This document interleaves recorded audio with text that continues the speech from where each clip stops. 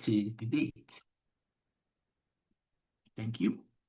At these debates, we encourage every city to come and put forth their arguments and see how they could get some points, convince the judges, bring logic to the table, and at the end of the day, be successful. I think my camera is off. Let me turn on my camera.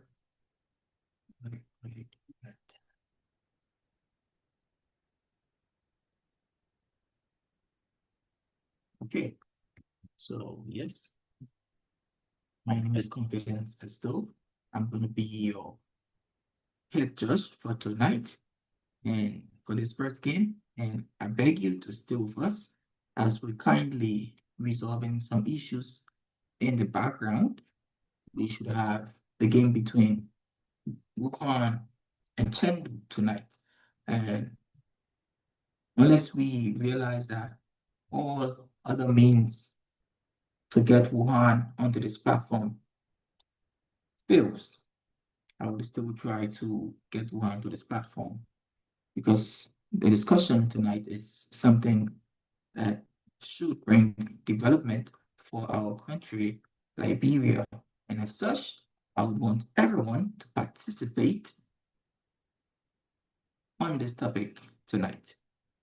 So just as we are preparing, I would obviously ask you to fasten your seatbelts, put your devices on mute, and look at the screen. Our cameras are open, so you can be able to see our faces, and see our faces, then listen up as we will be presenting tonight. Tonight's game is going to be a very interesting game as the topic or the resolution that's being discussed says resolved. Liberian diaspora engagement through temporary return programs contributes more to national development than the continued residence abroad. I go again, resolved. Liberian diaspora engagement through temporary return programs contributes more to national development than the continued residence abroad. While we will start, one of the things we're going to be doing just before the game can start, we're going to be selecting our sides on who goes first, who goes for pro, and who goes for cons. As it stands, we just know that two teams will be playing, and the teams have done extremely well. They've prepared to speak from both ends of the topic. So I want to say kudos to them. The game is going to start shortly.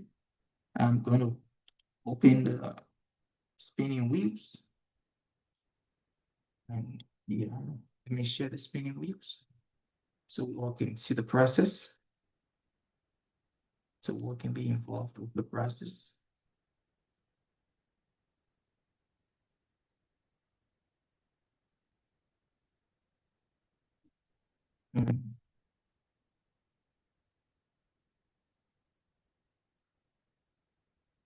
Okay, so just as we prepare, Mr. President,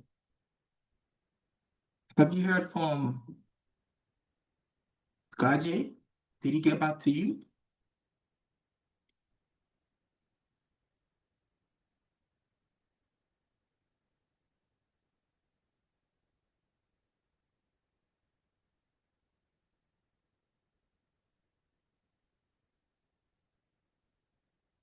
Mr. President?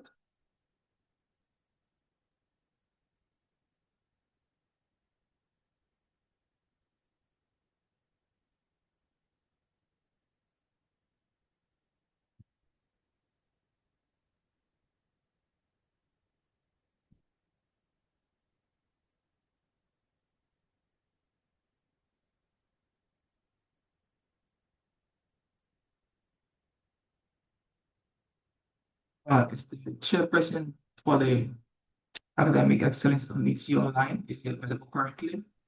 Yeah, I'm here. Your comment ain't broken though. Can you fix your audio? Okay, I'm gonna check it now to make some adjustments. Sorry.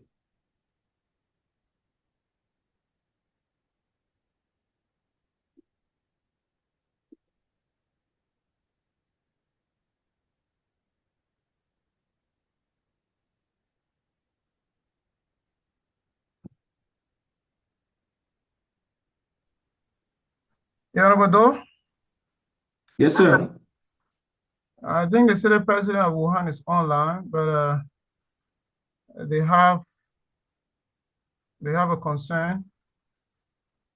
So probably he can speak, or if he can, then maybe I will come in based on what he just told me. But Honorable Oh, okay. you can go ahead.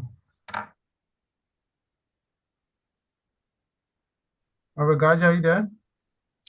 All right. Thank you. Yeah. I'm here. Yeah, man. Firstly, sorry that I couldn't get on in time as usual. Yeah, I had a slight headache and I didn't really look at the date. Today's the 21st. Yeah. So the captain he said the team had a problem as it relate to the last game our play. He said from the evaluation, the presentation was not strong to win the game, and they never fed a fair judgment in the process. So the other team members they said they were not playing. So the captain was like trying to talk with them, and I even tried to visit his school, but Wuhan University to go in is very difficult in the distance, so you have to use the bus. But he was like sleeping, and I couldn't get to him. So when I got back, it was the time that he calls me, and I was already back on campus. So since then, we have not really had a time to talk to convince them to play. But the captain was waiting for the other team members. They said they are not playing. So I don't know if you guys had. Yeah, I'll come in on that. So first, I'm extremely disappointed in Wuhan. We have correspondence. We have A group teams. chat for they Yeah, yeah. do. So Speak now, as please. yeah, so that So, AEC is the organizing body. The president gave in. Maybe you have any concern. What Wuhan should have done is to channel that concern in written letter to the president or to AEC. Now we'll receive your information because most of the excuse that one is giving, like you didn't see the time or you forgot or the cheating. We got a fixed system, scoring system, and it's a first round, second round stages where we do a culmination of points. And one is way on top in the points. We are just entering in a elimination stage, which is a quarterfinal stages. So for a debater, who is the debater, to say, oh, because they cheated me in one game, but maybe on top of the list, or I'm the second on top of the list. So I proceeded to go to quarterfinal, but I will not play because in one of the matches before they cheated me. It does not make any sense to me whatsoever. But however, understanding your point, I think you have did your you have did well. You have done well. Rather, you check on your team and then you try persuading them to come. And you said, I think one of the leader or the captain want to debate. But in this case, if we can get all the team, I will allow the president to come after me. But if we can get all the team, the Chengdu will qualify automatically to the next stage. So I will wait for you to give me any other feedback. Then the president will come in with opinion. Thank you.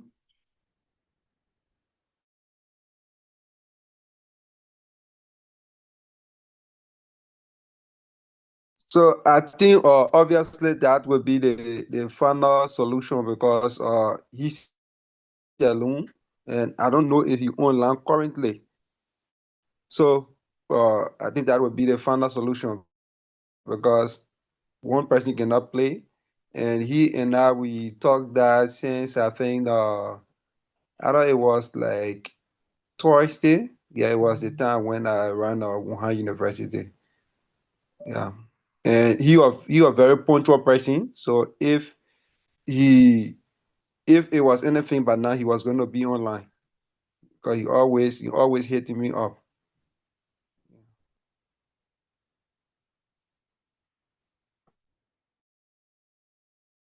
Mr. President, just come in and give your opinion. Let me just confirm. You received any letter from Wuhan until now? Nope.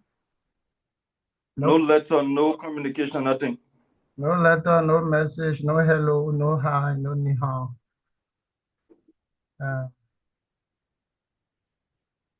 Yeah. Okay. So what we're doing, because I just told the coordinator and even the city president himself just now on the call, if you have, dissatisfaction, it's okay. You can come in and let us know, and then we can all discuss it.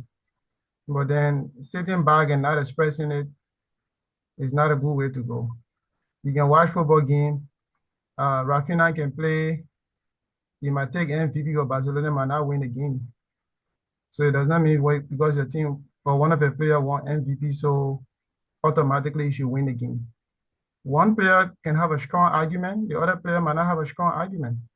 And that might be the weakness of your team or your position. So making this kind of a claims, anyway, we have to respect the opinions of everyone. I think we just flow by the rules and let's hear from Chengdu to the head judge and we get it going. There's a knockout, so that means Wuhan is already out of the tournament. So we move. Okay, so the rules are the rules. We shall go by the rules that were set. We've tried all our possible efforts to ensure that we have Wuhan here, but they've all failed. So it's sad. I feel sorry for them. And I feel sorry for the audience. But again, we have to still go on with the flow of the debate. So we're just going to do our spinning to know who goes. So the thing is, who goes for the as always, spin. Yes, sir. I guess as well. How I should just ask you to just decide. We are the president, honorable judge. Okay, we still do the spinning. The names that comes first goes for pro, and the other is the con. Honorable Captain, are you prepared? First of all, honorable judge, I don't think there was any rule for default in case the team doesn't show up in case of the spin. So I think it's fair enough you allow us Chengdu honor this invitation today, at least give us the benefit of the doubt to choose our side. But we already proposed that they were going to be spinning, right? There is, but going by the logic is that which team shows up is the team that's going to choose, right? So in case Wuhan shows and Wuhan is not yet to choose, that means we are going to be at the dead end. Yeah, you're at the dead end, but you just suffer the consequences of Wuhan's choice. You're prepared to speak on both sides. So let's proceed. Okay, so I just spin.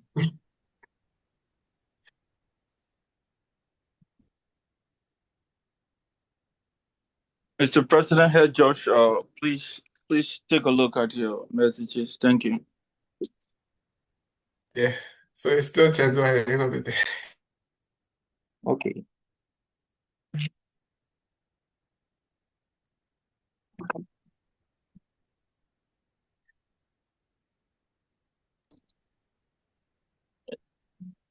Yeah, please look at your message too.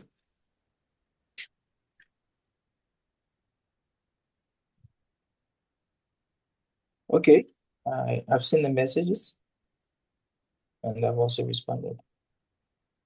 So Chengdu will be the pro for the night, and We're just going to listing. Can I get a final confirmation? We still listen to them, or we just push them into there? Okay. What will happen is that Chengdu move to the semifinals automatically. Yeah, automatically after the first speaker has given his constructive speech. Okay. And his constructive speech is going to be his final summary speech also. Okay. Okay, so to the guys from Chengdu, are you prepared to just take us through 5 minutes? Yeah. We are prepared. So basically, it's not like our formal debate. You're just doing a presentation to us, as we already have your registered scores that should go to the next round. So I just That'll have a be it. concern. Can I raise a concern? Yes, sir. Yeah, so we all know that the MVP is based on votes. So are we also going to have the voting system?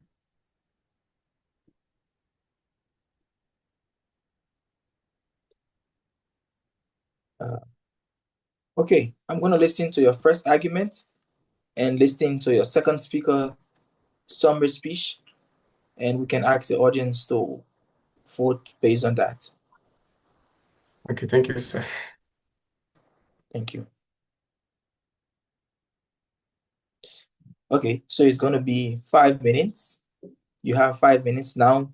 You're playing against your teammate for the MVP.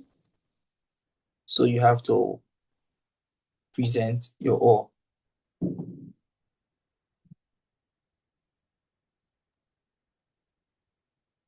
I'm not seeing the timer, please. Yes, I'm going to share the timer.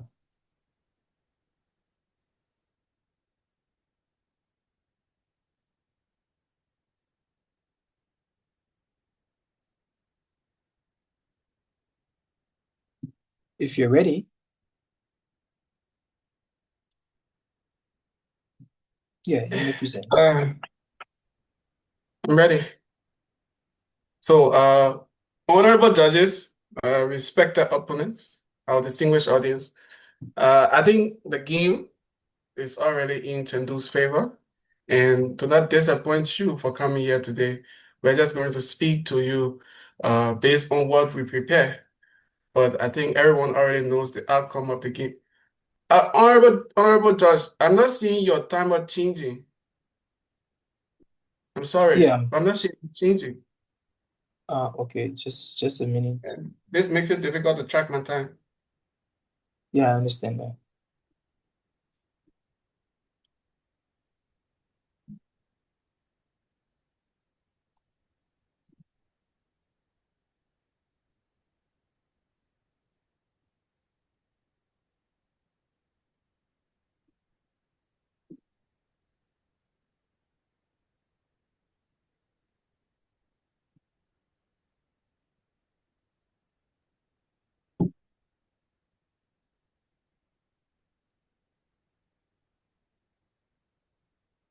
Okay.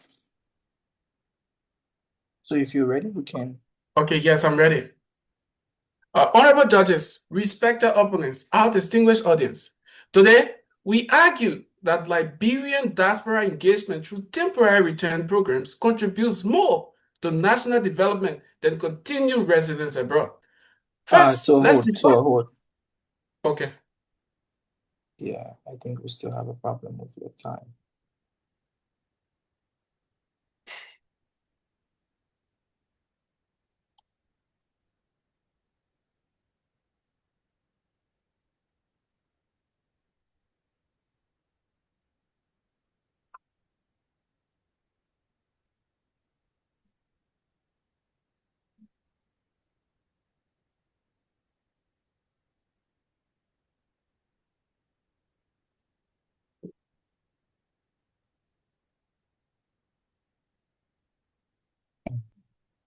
Just a minute, I'm sorry.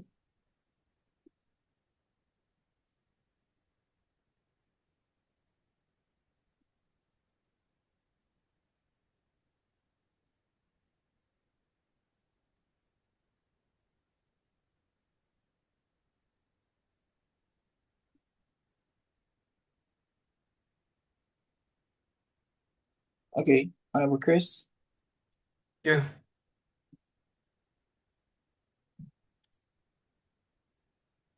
All right. You may proceed.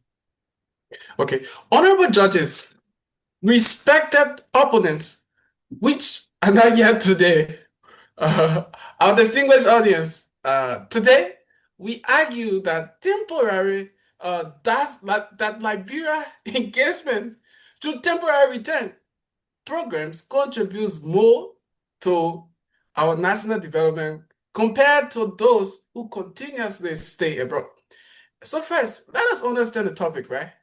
Temporary return programs, basically these are structured initiatives like organizations like referred to as the Migration for Development in Africa that are organized by these organizations usually to promote the return of skilled professionals for short-term placements in their home countries, while continued residence abroad means diaspora members staying overseas and contributing to their home country, usually through remittances. So we argue that temporary returns create sustainable institutional capacity that remittances alone cannot achieve.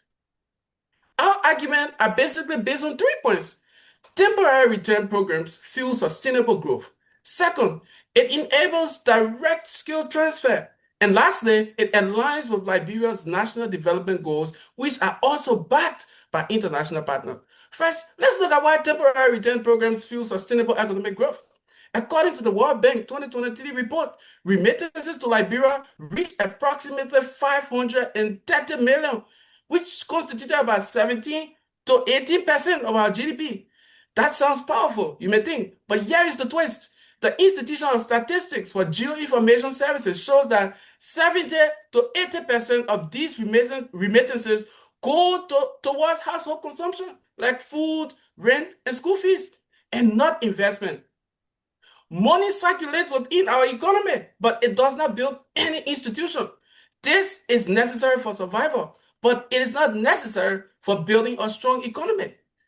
Temporary return programs, on the other hand, changes these dynamics. Let's take Oliver Wai, for example, a Liberian who fled to Algeria in 2022 and returned temporarily with the support of IOM, which is the International Organization for Migration. They supported his return. Today, he has received business training. He has launched a shop and a bike garage that now employs his family and supports his community. Secondly, temporary return programs enable direct skill transfer. Historical evidence proves skills matter more than cash when it comes to nation building. And also, Liberia cannot continue to lose its people. The Africa Development Bank estimates that the entire sub-Saharan Africa loses about 4 billion annually to brain drain. Continued residence abroad, however well-intentioned, is only going to deepen this crisis. But let's look at why temporary return is going to turn this skill around. Liberia is now suffering from what we call human resource crisis. If people return home, this is going to help us solve this problem. And according to WHO 2022 report, there are fewer than 300 doctors to cater to 5 million Liberians. That is like Liberia has like 0.23 doctors per 1,000 people, which is among one of the lowest in the world. However, returnees are now helping to fill this gap. A 2025 Liberia College Physician and Surgeon report confirms that the country is experiencing bring-in from the returning of professionals who reintegrated into the national health system.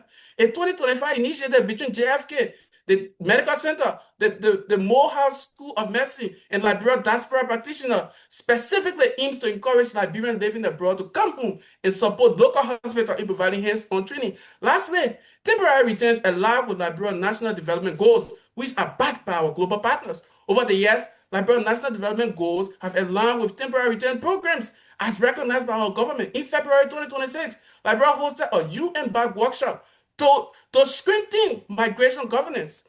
This model is working. The IOM MEDA program has placed over 2,000 professionals in sub-Saharan Africa since 2001, and this is well documented. Today, if you go to Maryland, there is an organization called A Rise from Ashes, and was established by temporary returnees. This organization has trained over 400 people, which over 75% of them today are established and are contributing to their communities. So what we want to build is not a generation that is giving fish. We want to build a generation that knows how to fish, and this can only be achieved through temporary return program and not simply relying on remittances that are sent from abroad. Ladies and gentlemen, having said that, I submit. Thank you. Thank you. Thank you for respecting the time. That was just appropriate that you stop at a particular point. So since we should normally take the cross-examination, we're going to ask the audience to cross-examine you. And we'll be taking just 4 questions from the audience. Can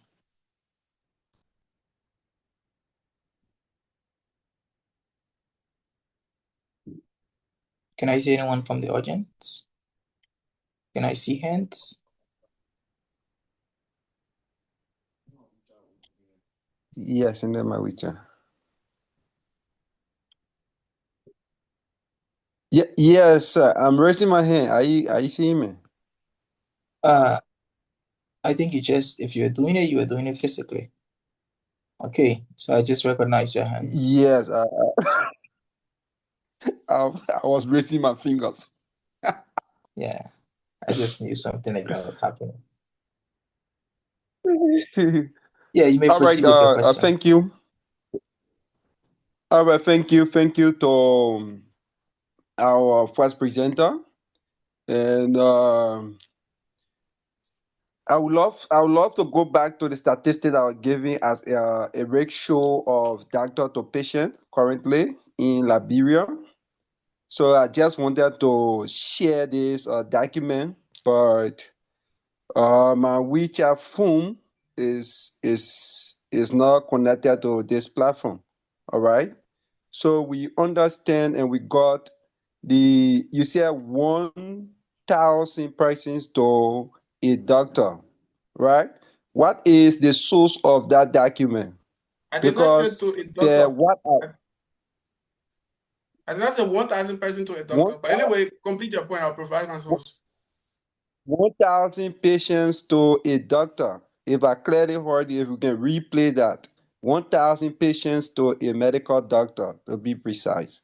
What is the source of that document? Because what I'm seeing here is almost like 15,000 to a single doctor, while we have a little over 200 medical doctors in the country in totality. First of all, I did not say, I'm talking 1,000 persons to a doctor. I said 1,000 persons to 0.2, I think 0.28 doctors. That is less than 1. So if you're saying 1 to 15,000, I think it's almost in the same ratio. But anyway, I will send you the source of my information.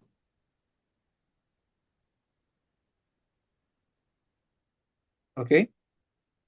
So Yeah. thank you for that.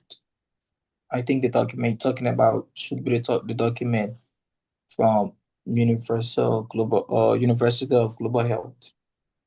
That was done with partners in health and others. Okay, I'll look Yes, up I for think it's another hand. 0.23. 0.23. That is 0.23 per 1,000 individuals. That was what I said. And about 300 persons trying to serve about 300 doctors trying to serve 5 million people. Okay, so we'll look up for another hand.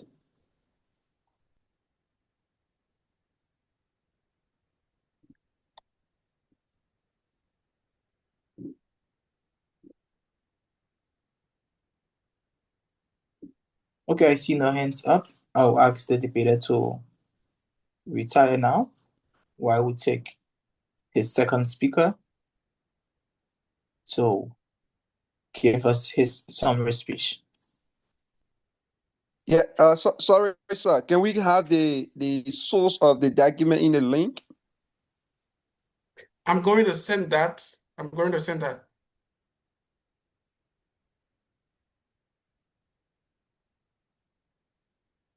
I'm Okay, going to send that. he Okay? said, Yeah.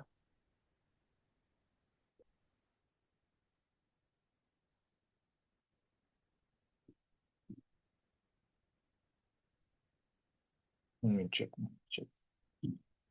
Okay, so we'll now ask the second speaker to proceed. Sir, can you turn on your camera? Madam? Yes, sir. Okay. It's good to see you Sir. back. Thank you. So, yeah, let me just see. You also continue.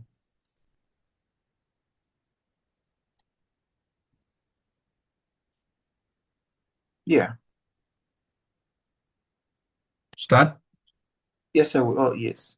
Comrades, our distinguished and reputable panels of judges, my co-debaters, our friends from the opposing team who refused to show up tonight because we have committed one of the worst intellectual genocide tonight, if only they have shown up.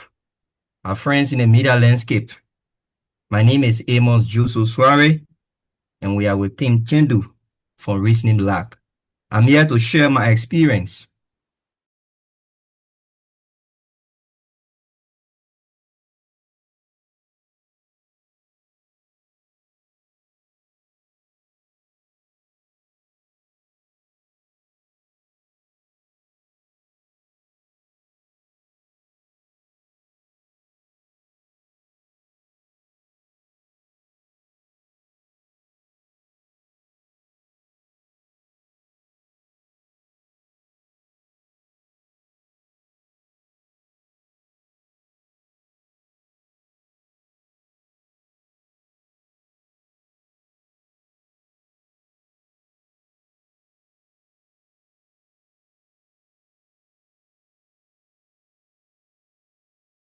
Engagement through temporary returns offer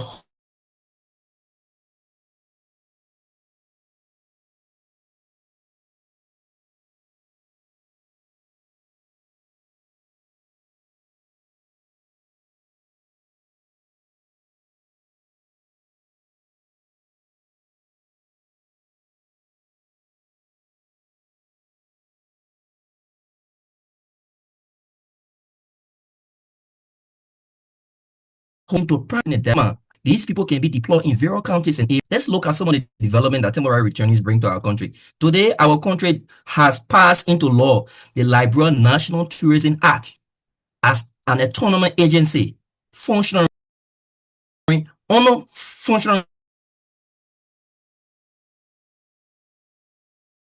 entity is to highlight and explore our rich cultural diversity. Do you think this existence of the act came into being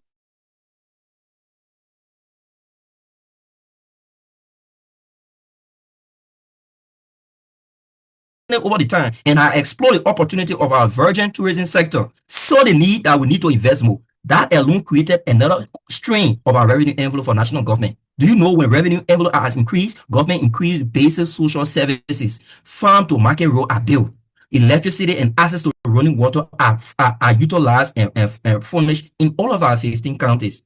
This has created another revenue stream for government. Let us look at knowledge sharing. Let's look at Madam Sirleaf in 2005. When she became president, in 2006, she attracted qualified Liberians. One of those who came temporarily to strengthen our economy was Dr. Anthony Saye from the World Bank. Dr. Saye came and restructured Liberia's economic system.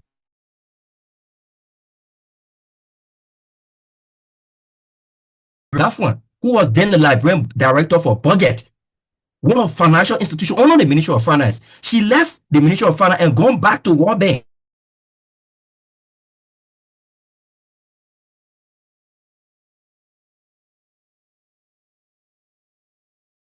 Disciplinary measure in addressing Liberian economic problem. Are these now knowledge sharing and transfer that we should attract for Liberians to return temporarily? Why are our friends are delaying us? The issue about Admiral Yole, Liberia pilot, who have stayed long in America, trained. He has returned to Liberia. Yole today, presence in Liberia, create hope for young Liberian that I can go to school, I can become a pilot. I don't want us to go back to ChatGPT analysis and wasting our breath on things that are recitational. Let us be practical in the analysis here. That temporary returning offer hope, create skills and knowledge transfer for our country, long-lasting aids for development, rather than remittance that have been widely used on household consumption. indicated by even latest. This money are only used in circulation of economy for household consumption and spending. We don't have time to go further on this debate. We don't have debate here. I can see the time is really procrastinating. I just want to lay a few instances as a success story to appeal to the conscience of our audience to see reason. If our friend will have returned today, we are going to commit the worst intellectual atrocity for them. Because any attempt to derail the argument that over long stay have benefited our country development, we have massacred them intellectually. Thank you very much. There's no time we have here.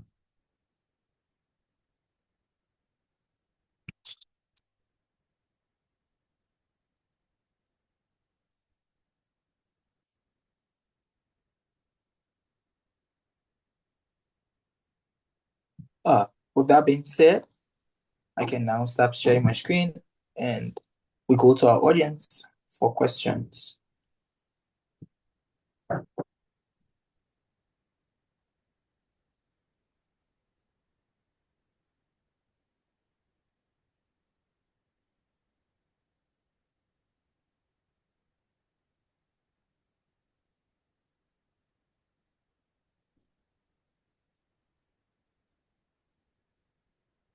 Okay, Marcus, you recognize, sir?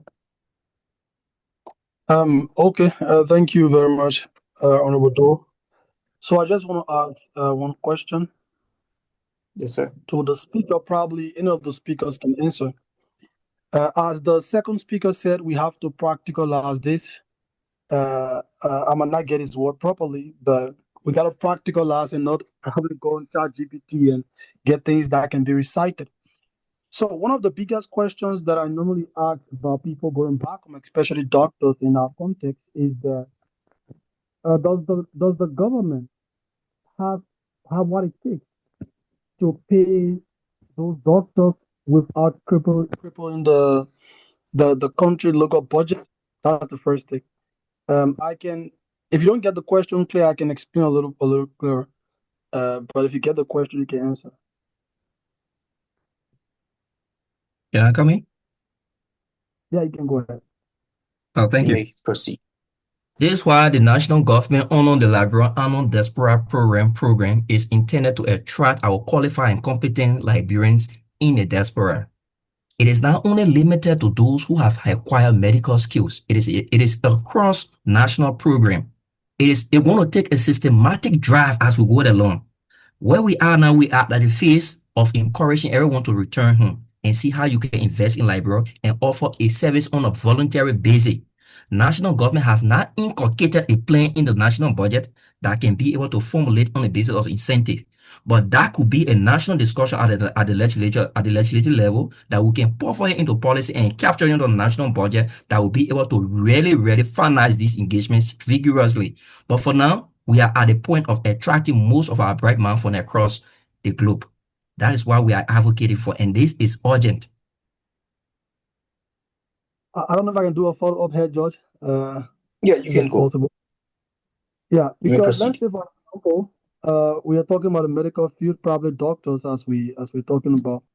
If a person works in China or the USA and they are making over thousands of USD, and if they are asked to go back home to work in local hospital, and probably their wages or their salary is 50% less than what they would get in those countries.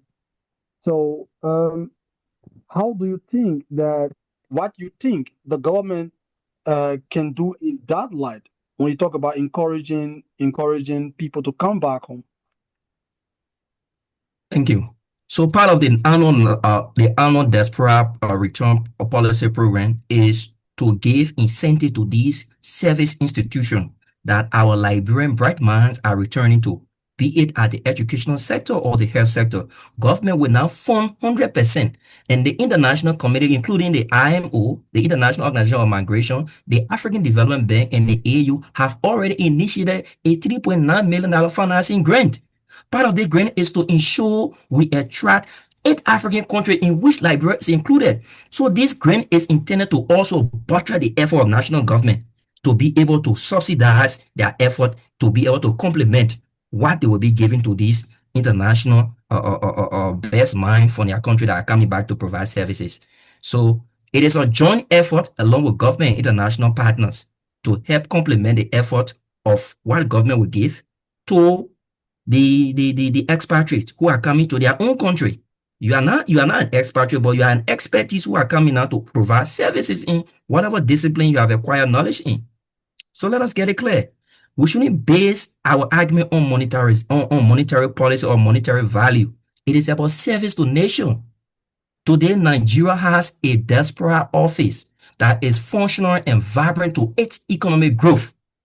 Nigeria Diaspora Commission is one of the vital components of Nigeria government.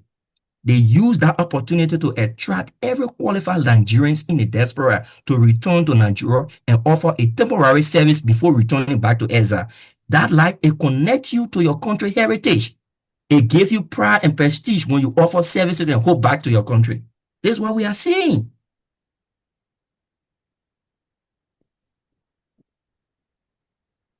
Okay, so we're going to recognize the next hand that is up. Kaji. All right, thank you, Honorable Doe. I just heard the second speaker took a real RPG in his own legs.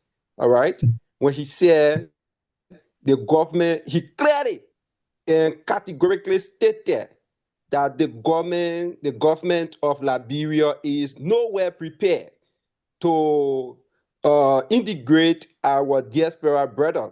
This is why I think the Jolly one and Decemberies are the ones that are coming. The skills ones are not coming.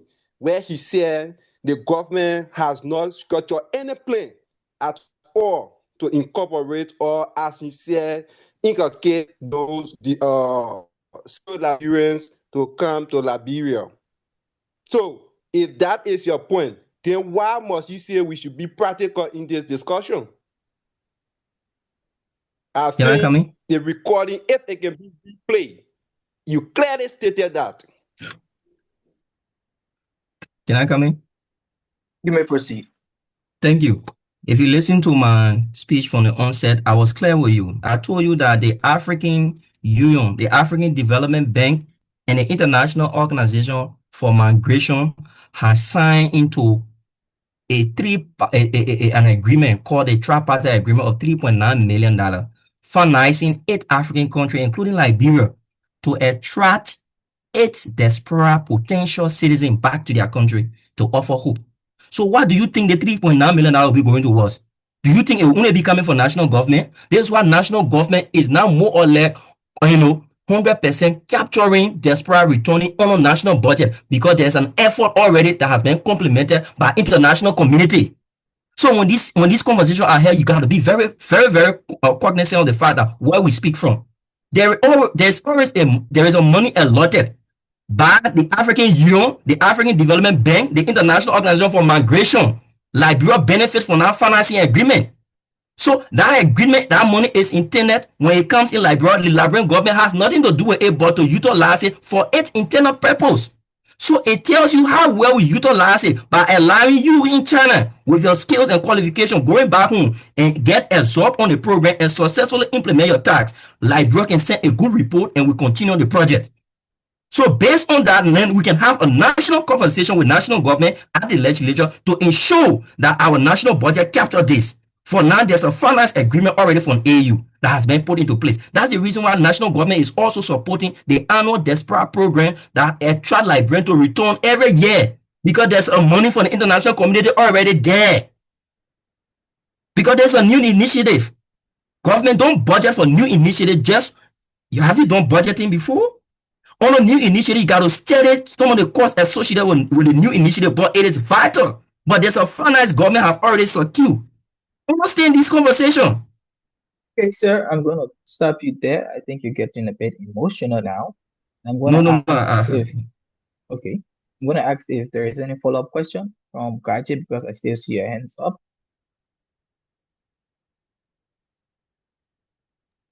Gaji?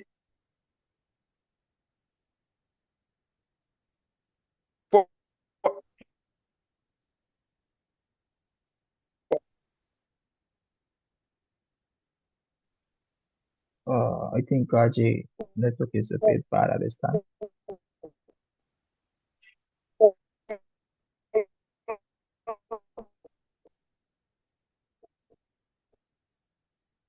So I just muted Gaji because I think its connection is currently bad. At this time, I want to say thank.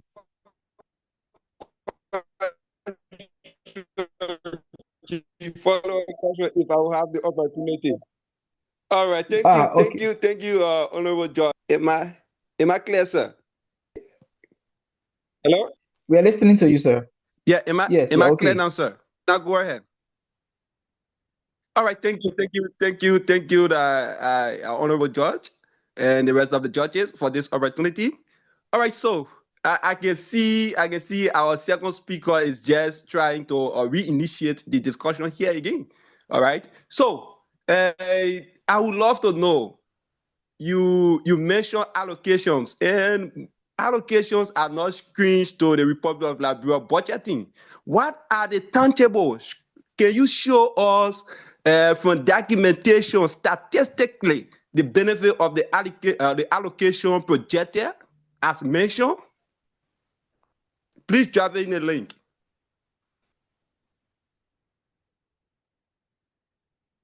I've actually appreciated great deal if this match would have been between Chengdu and Wuhan. And Wuhan. But it seems like Wuhan president was prepared to step in the gap. Yeah, but he could have come in the conversation. and I appreciate his questions and everything. So can you kindly share with us your links and facts, because now the audience will be voting on who's the best debater for tonight, as in the MVP, just between the little show that was put up between you and Chris. And I would like to say, if you have your evidence, you could also share it. And I want to put someone to the spotlight. Your name is Mani or Ma in the comment section. We actually appreciate the fact that you have your views and your comments to make. But if you would come up on these platforms and make free comments that would tarnish the reputation of others, then you need to be prepared for the discussion. Because if you would keep on with your conversation in the chat room and you would not disclose your full identity, so we can also put you to the pedestal to be actually sorted out for your character, then I think you're not doing this forum justice. But again, I'm not going to give you much time. I just want to put you to the spotlight so everyone knows what you're doing. Yeah. So we're going to ask our president to share the links that we could use to vote for the MVPs for tonight. Thank you. All right, so you're on your phone. I'm going to launch the pool now. In 3, 2, 1. Yeah, so kindly check your screen and vote.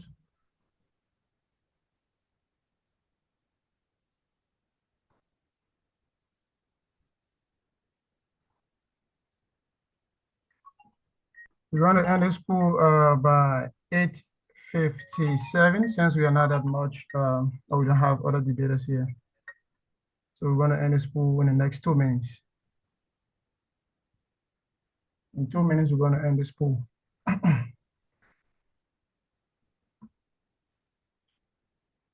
I will just take a picture. So our judges, we provided a link to our argument, to our facts in the comment section,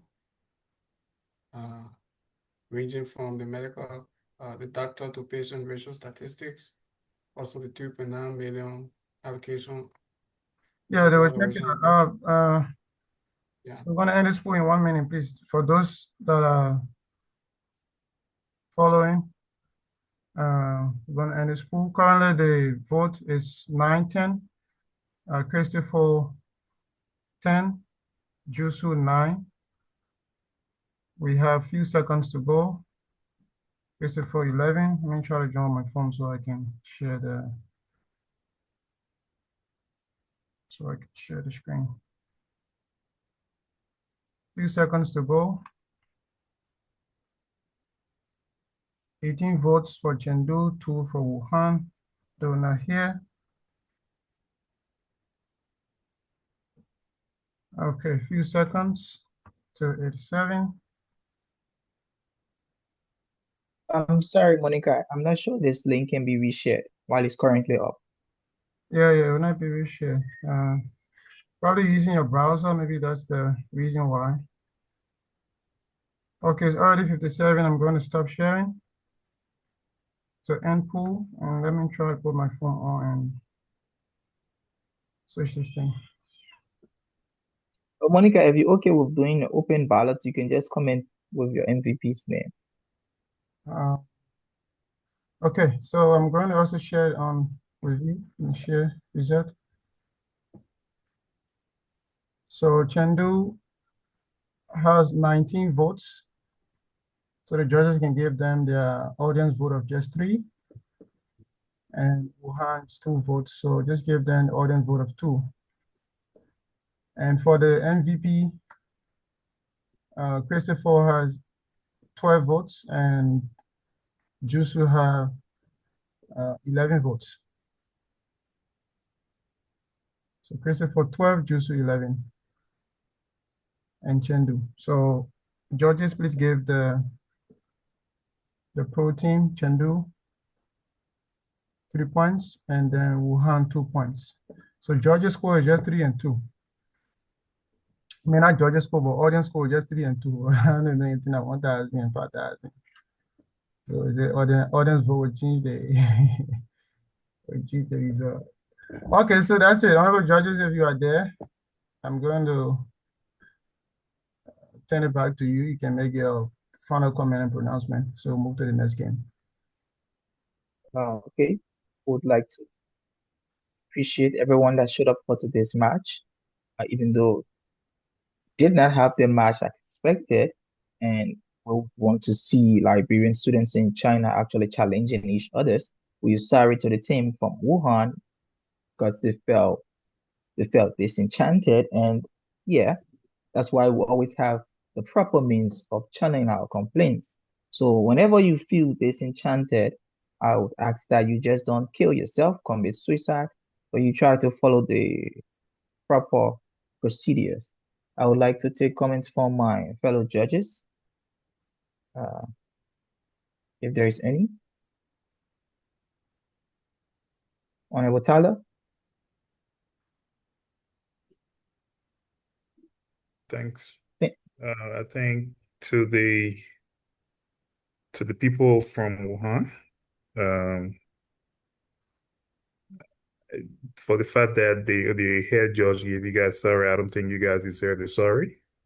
The right thing to do as grown-ups is when you have problem, you reach out to the authority and express yourself, or you can write a petition, and it will be honored by Grace, Dr. Moba, and the honorable president. But the fact that you won previously, you won other teams previously, and they did not raise any alarm of you them being cheated. At the end of the day, when somebody wins you, then you say that people cheated. I think that's not fair. You should learn how to take some loss sometimes. And I hope that you guys, next time you come back, if you have problems, make sure you reach out to the right people who talk about it. If there was some misconduct that went on, you point it out. Everybody who's doing the team, we're all humans, and we might make mistakes sometimes, but that does not give you the right to just get yourself out of the tournament. If I was anybody, the president, currently whatever, I would suspend Wuhan for the next 2 winter debates, and they won't partake, because that's very disrespectful to the organizers. That's very disrespectful to the leadership also. So I hope you guys can actually put your act together and maybe next year come back for real. So thank you, Honorable Judge.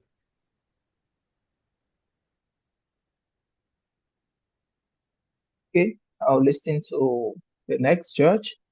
Honorable Collier, if you're around, can you kindly unmute yourself and say something?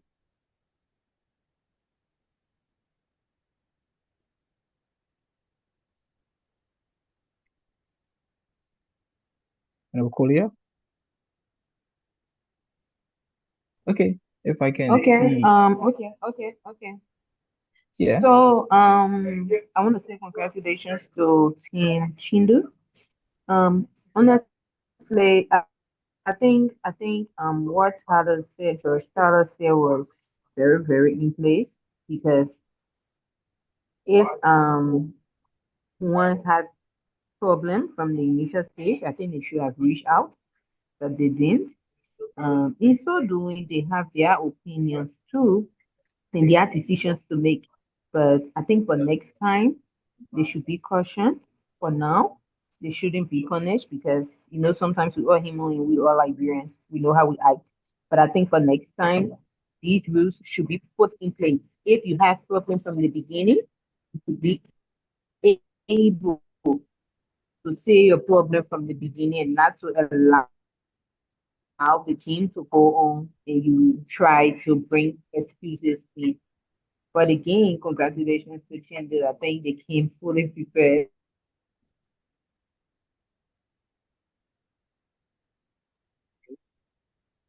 Thanks.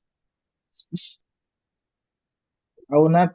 I'm not gonna say the normal Bible story that whenever the people that were fighting Goliath, whenever they saw him wake up, they would always, yeah. But we skip the entire story. So I want to say thanks to the two teams or to the two players from Chengdu that showed up tonight. And I'm very grateful that you were able to keep up the process. And to the team from Wuhan, I would say I understand clearly that the decision to boycott the match wasn't a team's decision, but just individual players. And I'm asking that the committee does not punish the entire Wuhan city for this.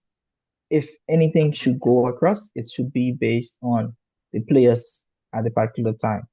So I'm grateful to Chengdu, and as of now, Chengdu has been qualified to the next round of the semifinal. Thanks to the team from Chengdu, and I'll drop now and let the next game begin. All right. I will also, Peter, you please stay with the timer to have the next game, just with the timer, not as George. Okay, okay. All right.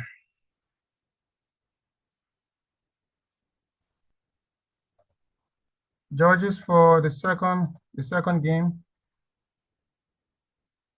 Luis, are you online? The game between Beijing and Suzhou.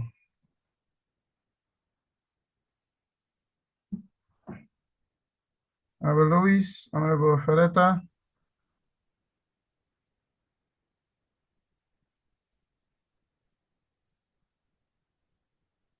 Yeah, I'm here, Professor. Okay. Honorable Luis, are you there?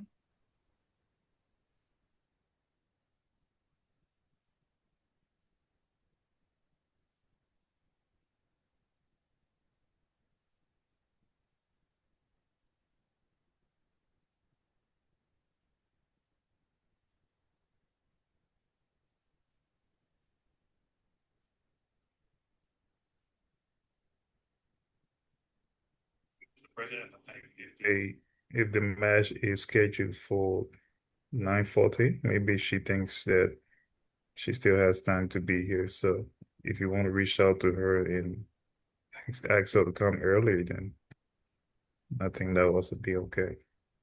Yeah, she's online and she just messaged me. That's why I kept calling her. Okay, okay. Suzhou and Beijing, are your players online? Let's also know. Any player from Beijing available?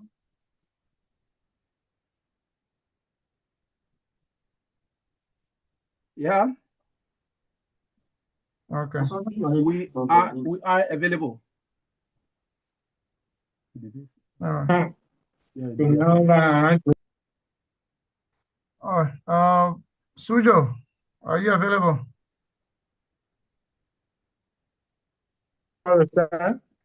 Yes, we are. Good evening to everyone. Okay. All right. I'm coming to you. Okay, I'm ready. Hello, everyone. Hello, Honorable Josh. Can I be heard? Can I be heard? Yes, we can hear you. All right, thank you so much for the patience. Thank you. Thank you so much. It's an honor being here today. And as we are about to start our debate, to our team, hello, can I be heard? Yes, we can hear you. Okay. Is Beijing around? Beijing City, are you here? Yes, Beji is here. Roger. Okay, thank you so much. Is Suzhou City here? Suzhou, are you here? Yes, we are here.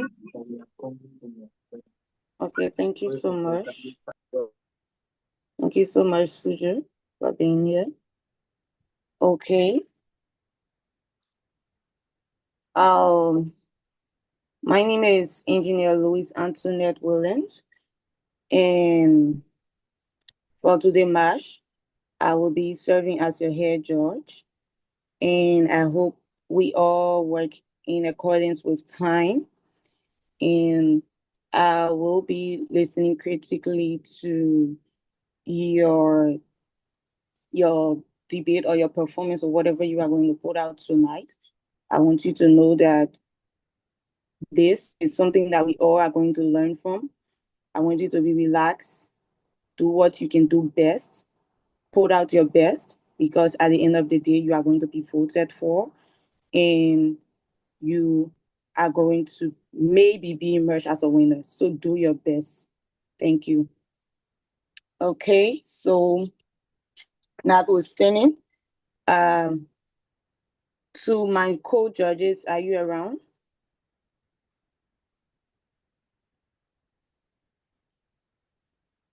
To my co-judges, are you around?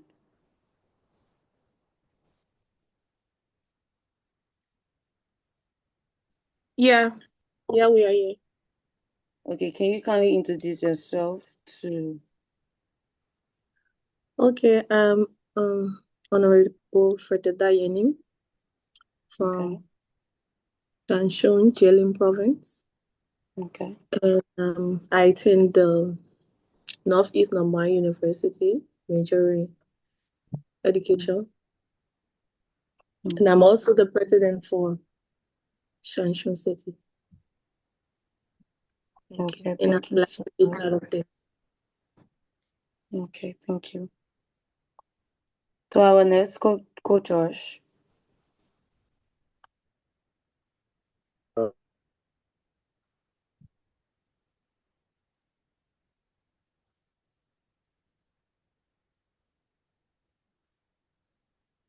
So our next co-judge, are you there? Yeah, he just unmuted himself to speak, but I think he has network. But Flomo, King's Palace, Flomo.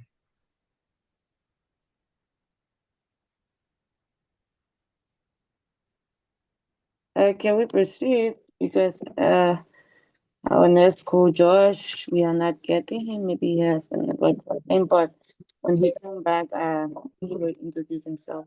Okay. So we move.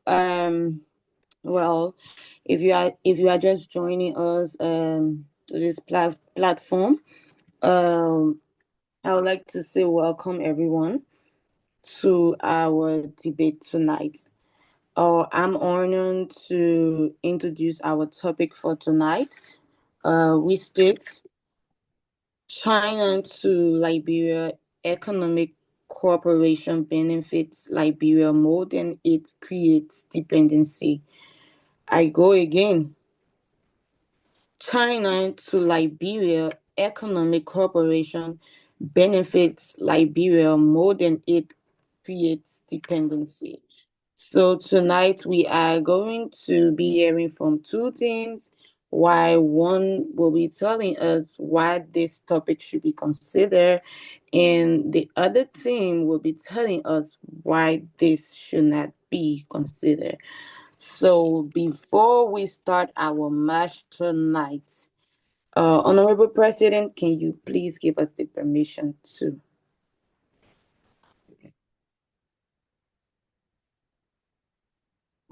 Sorry, it's permission to do it. To start. Yeah, I think all the players are here, so you can go ahead. Okay, thank you. All right. So I think the pro, which is Beijing, should start first. Beijing, are you there? Yeah, but Yeah. Honorable Doe, sorry, Honorable Doe, you can just go to the spinning wheel so that you can make the decision on the pro and con. Honorable Doe, are you there?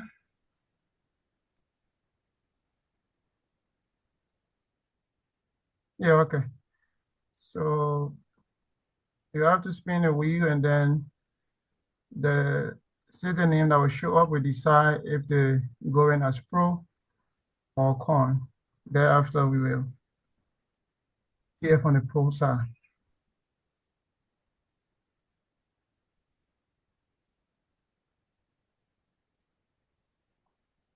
So my team just, okay, we start now with the spinning process, or we should wait a bit? Yeah, we can start. We can start. Okay.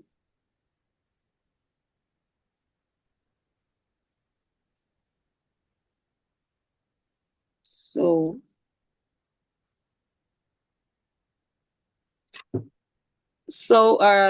Beijing now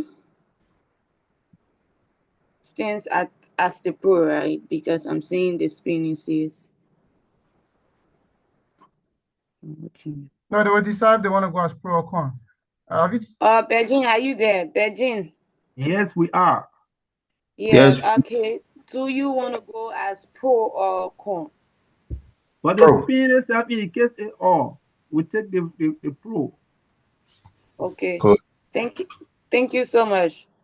To our co-judge, can you please set the time, please? Okay, My Beijing, camera- you can proceed. My camera is not coming on. Can you please let it up? There's no restriction on you specifically, but let me try to send. I say you can. Please check your screen. There should be okay. Yeah, it just came on. I guess you just turn it on. Yeah, okay. You go ahead. Okay, Beijing, you have 5 minutes, and your time starts now. Thank you. The motion. China Liberia Economic Cooperation benefits Liberia more than it creates dependency. My name is Mark Noah. Mr. President, honorable judges, our respected opponent, our distinguished listening audience, the academic committee is responsible for this activities. We say thank you. Liberia's case is not a theoretical abstraction. It is a post-conflict state that emerged in 2003 after 14 years of devastating civil war. The country's infrastructure was destroyed, institutions were weakened, and economic productivity was reduced to survival level. Today, I had thought the fundamental question would have been, has Liberia economic cooperation strengthened, China-Liberia economic cooperation strengthens Liberia reconstruction and productive capacity more than it has created structural dependency? Yes, we affirm that. Development economist Arthur Lewis argues that structural transformation begins with capital formation and infrastructure expansion. A country cannot industrialize or diversify without ports, seaports, roads, energy system, and transportation networks. In the case of Liberia, as we speak, China-supported projects can glaringly indicate that the expansion of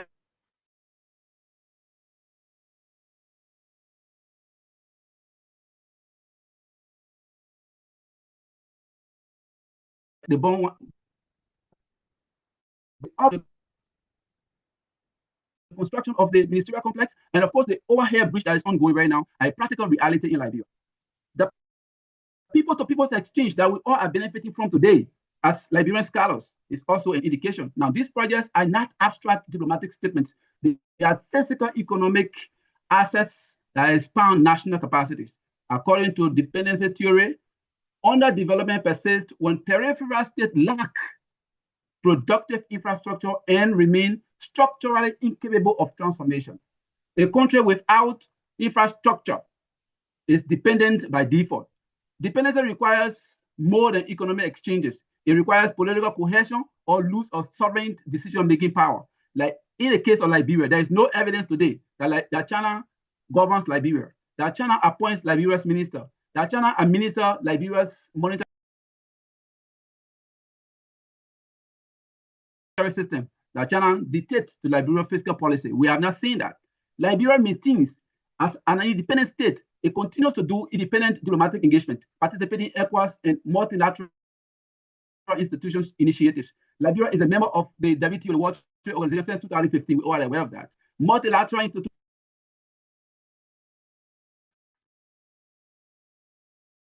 is neocolonialism as won by Kwame Nkrumah involves indirect control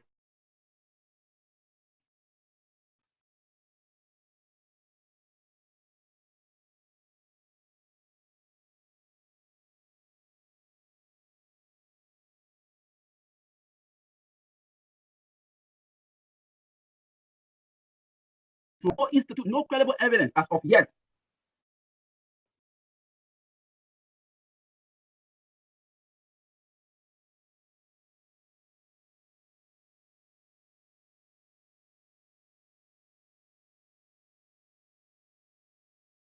However, economic history shows that nearly all the interdependent characterizes modern globalization. Even advanced economies rely on global supply chains. Trade itself does not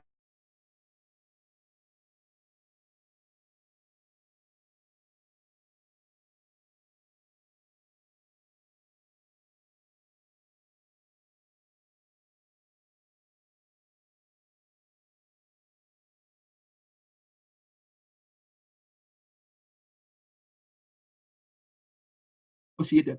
Is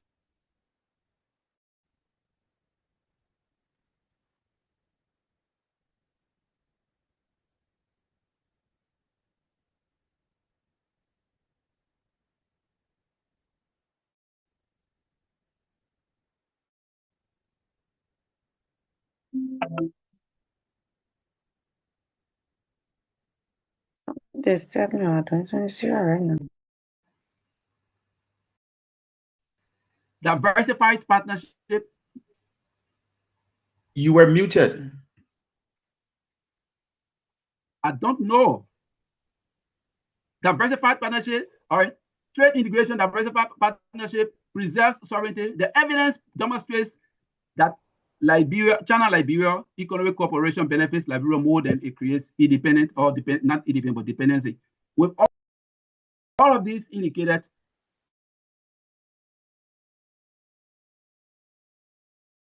the cooperation between China and Liberia has always benefited Liberia. It has created dependency. Thank you. Okay, thank you so much. Were you getting me, Honorable George? There was a break in, but there was a break in, and we had to stop your time. Yeah, the reason and when is you came back, when you came back, I continued. When did you get my full message, Honorable Judge? We did, but there was a break in. That's what I'm trying to explain to you. It was not my fault, correct? Understood. Network issues. So we move. Thank you. Thank you so much for your constructive speech. That was awesome. Suzhou, are you there? Suzhou.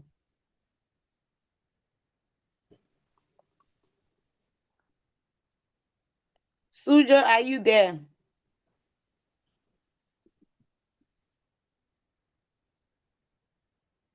Suzhou, are you there? I don't know, but Notwithstanding Am I being if you heard? are, Suzhou, are you here? Am I being heard? I don't know if it's a Okay, network you problem. are. Welcome. Thank you. Now, Thank you so much. Okay. To our first speaker for Suzhou, for your constructive speech, please. You have 5 minutes and the time starts now. Thank you so much. Welcome. Mr. President, honorable judges, our chairperson, fellow debaters, ladies and gentlemen. Today, this debate is not about whether infrastructures are built in Liberia. It is about whether Liberian economic structures become stronger and more sovereignty, more than external dependency. We negate this motion because China-Liberia economic cooperation reinforce 3 structural vulnerabilities. Number 1, commodity dependency. Over the past years, since China and Liberia cooperation started or got reinforced in the year 2003, right after the Civil War, Liberia is still in the process of importing raw material like iron ore, gold, rubber, and you can name the rest. So we have those conceptual companies, and agreement comes to Liberia, and in order to take our raw materials out of our country. I hear my opponent saying we will argue that raw material doesn't matter. Are you kidding me? As an economist, a well-seasoned one, we all know our raw material, the profit is in the finished products of our raw material. So it's a country with a stable economy. They are doing refinery. They are doing processing in that country. So we know definitely this creates dependency, because any country that is not able to process our own mineral will depend on international community to do that. And those minerals and those resources are processed and then they are returned to Liberia for us to buy them. Take a look. Look at this, the price of steel today in our country. We have iron ore, but yet we are buying steel at a very high cost. Is it not dependency? Let's look at this. He talks about infrastructure. I want to open up our eyes today. This blindness that has been carried off a rock of ages since the day of colonialism.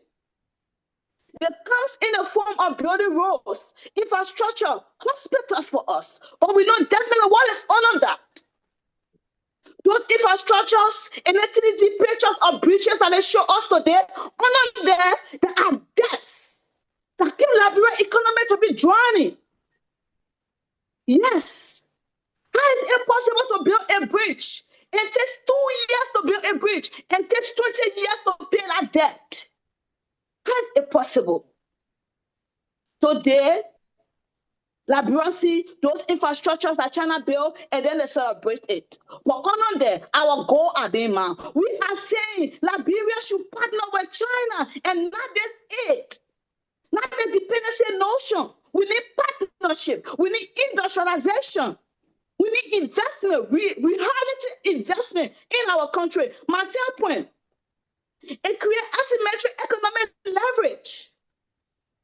What is a country that don't control her own economy? We depend on foreign nations to do it for us.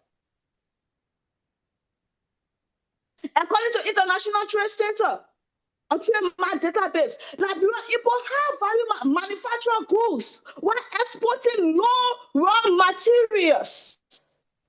And this is classic core peripheral trade structure.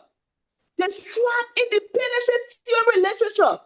When value addition happens outside of your country, industrial upgrading does not occur. Domestically, we know that.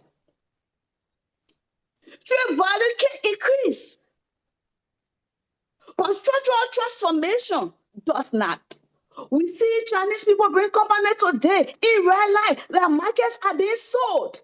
They have clothing brands, but they are doing retailing. How can you be doing wholesale and at the same time you are doing retails? Is that not dependency? The resale rights of Liberia is reserved for Liberians and not foreign investors. Today, let's face the reality. But this has buried us. has buried Liberian economy for centuries. We are victims of them. They come to mine our mineral and leave us with environmental degradation problem for us to solve. Is that not dependency? Girl. Today, I want to say to us, let us open our eyes. In Liberia, will transition today, and need you and myself to look into the concession agreement and say we need 50-50 partnership. Thank you. Thank you so much, Suzhou. Thank you for that constructive speech. We move to our crossfire for the first speaker of Beijing. Beijing, are you there?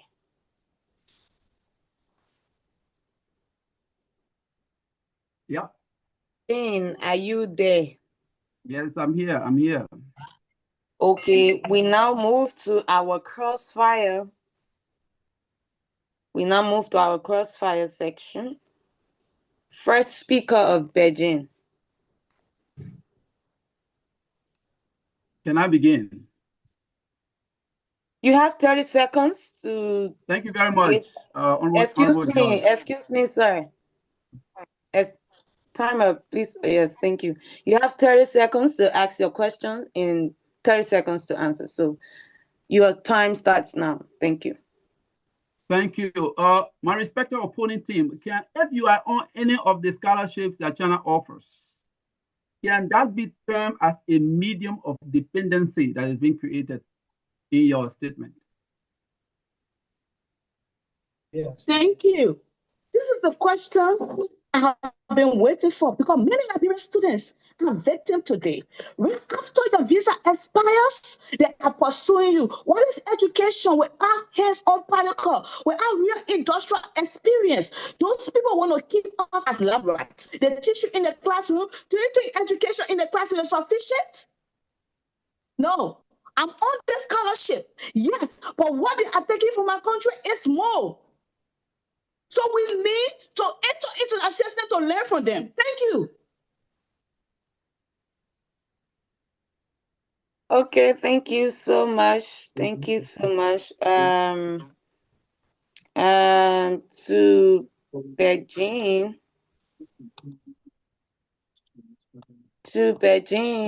Thank you so much. Beijing, are you there? Yeah, yes, we are here. Is here. So, okay. Here's my question to you. Am I being heard? Yeah, you are. You are. You are. Go ahead. Okay. Thank you so much. My question, can you confirm whether most Chinese projects in Liberia are funded through loans rather than grants? And if they are funded through loans, how much percentage and how long does it take Liberia to repay those debts?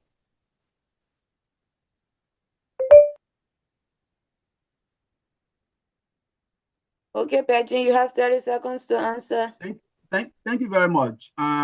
This question is kind of something. In the first place, what's happening between Liberia and China is a cooperation. And because it's a win-win, it's on a win-win basis and an economic cooperation, there's always a negotiation. All right. And so the person who takes the lead is the person who projects the argument and sets the timing for the loan payment. So that there will not be a fixed time. It depends on negotiation, your ability to negotiate as a country on behalf of your country. Thank you. Okay, Beijing, your next question, please. The next question, how does diversification of trade partners increase vulnerability rather than reduce it? Thank you. We are, okay, my time, please. Your time. We are aware Chinese companies in Liberia that are mining our iron ores, that are carrying on road construction, when it comes to laborers, they import the laborers. So are you telling me my resources are useful, but my labor force are not? Is that what you're telling me? That is dependency. You don't know that.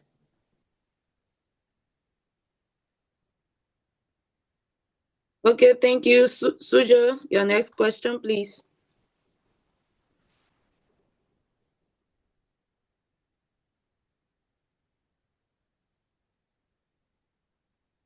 Can I be heard? My question.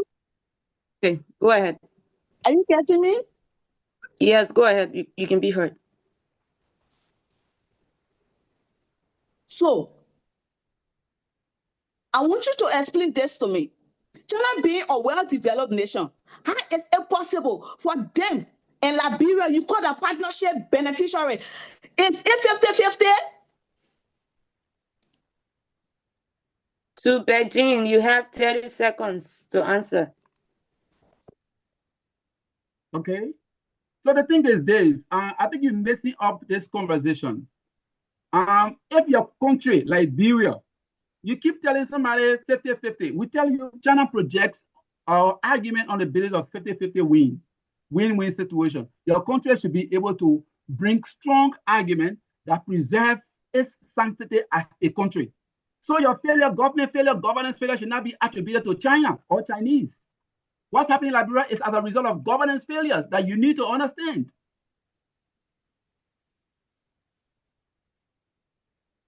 Thank you. Okay. Your last question, Beijing. So my last question quickly. If infrastructure creates dependency in your understanding, how should Liberia reject all foreign investment? Thank you. I think Liberia should bargain for equality in the agreements, in those concession agreements. They should bargain for equality, and not for you to come and fool us with infrastructure that will take 5 years and start to break down, like the Chinese building on Fairness Campus. Are you not witness of it? We don't need that. We need 50-50 agreement. Okay, thank you so much. Suzhou, your last question. So my question to you, you claim it is my country corruption that caused my country to be backward and experience the environmental problem that China caused me. How do you respond to concern that loan agreement lack transparency? It is not exposed to public. Can I go? Yes, go ahead. So you keep exposing you keep exposing the insincerity of your government and the governmental actors. As a matter of fact, in the first place, we keep telling you that for your country to gain the kind of independence it has, all right, there should be negotiation power. As simple as it is. Do you want to shift the responsibility to China? Is that what you want here? Is that what you're establishing here? We're taking nothing back home from you. On a very serious note, because you fail to tell your government should be the kind of government that believes in the people. Thank you. Time, please. Okay. Thank you so much, Beijing and Suzhou, for your crossfire section. It was awesome. We now move to our second speaker. Second speaker, are you there, Beijing? Second speaker. Yes, I'm here. Okay, thank you so much. You now have the privilege to give us your rebuttal speech. Thank you. You have 5 minutes. That's now. Thank you. Honorable judges, my respected opponent, to the listening audience and my unique teammate. I'm Harris Mbodo. I am the second speaker for the preposition.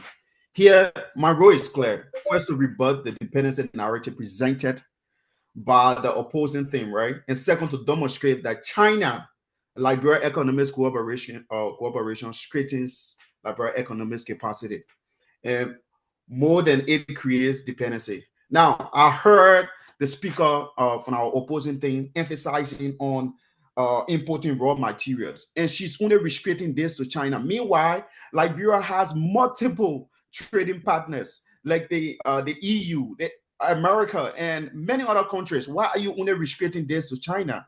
And today, we don't want you to deviate from this whole entire preposition. Now, let us begin with the most common accusation here, the so-called debate traps, right?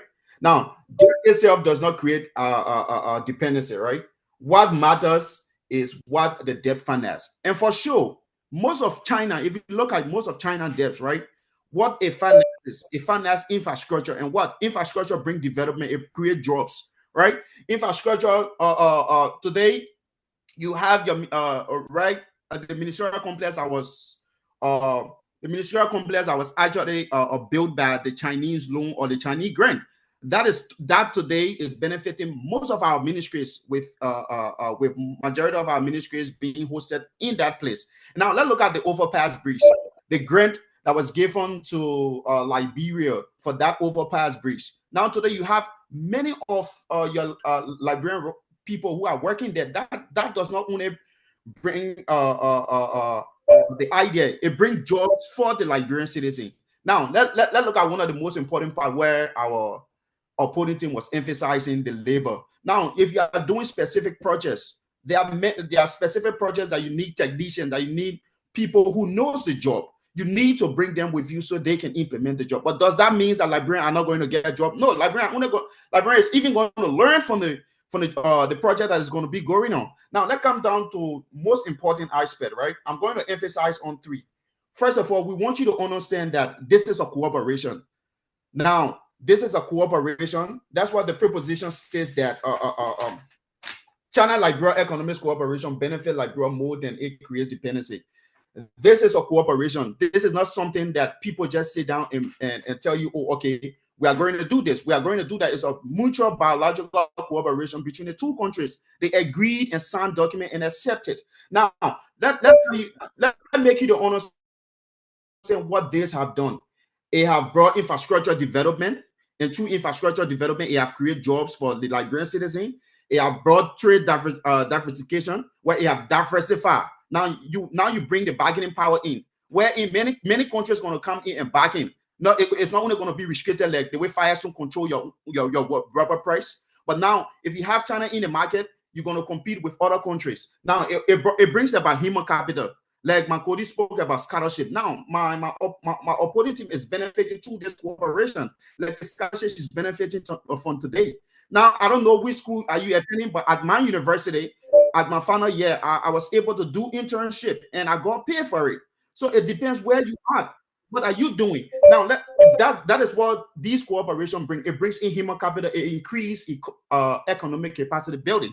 Now, this is what we are indicating to you so you can understand this is unique cooperation that the two countries seek. Have it benefit Liberia? Yes, it does benefit Liberia. It does not create a dependency. Now, let's look at one of the most important aspects. Even if risks exist and all international cooperation carry risks, one thing we want you to understand is the net benefit is clear, right? China-Liberia economic cooperation is not a chain that your hands is there and you are tied to it. You can leave at any time. They are not sticking you there. That's why they say cooperation, right? And it is a bridge towards structural development. For these reasons, our judges and distinguished audience, we affirm to this motion. And thank you. Thank you so much. Thank you so much for your reporter speech. We now move to Suzhou, second speaker for the reporter speech, and you have 5 minutes. Thank you. Suzhou, are you there? Are you getting me? Yes, you can be heard. You have 5 minutes, and your time starts now. I'm not getting you. I'm not getting you. I said you have 5 minutes, and your time starts now. Okay. Thank you. Honorable judges, the pro side rests on its case on 3 counts.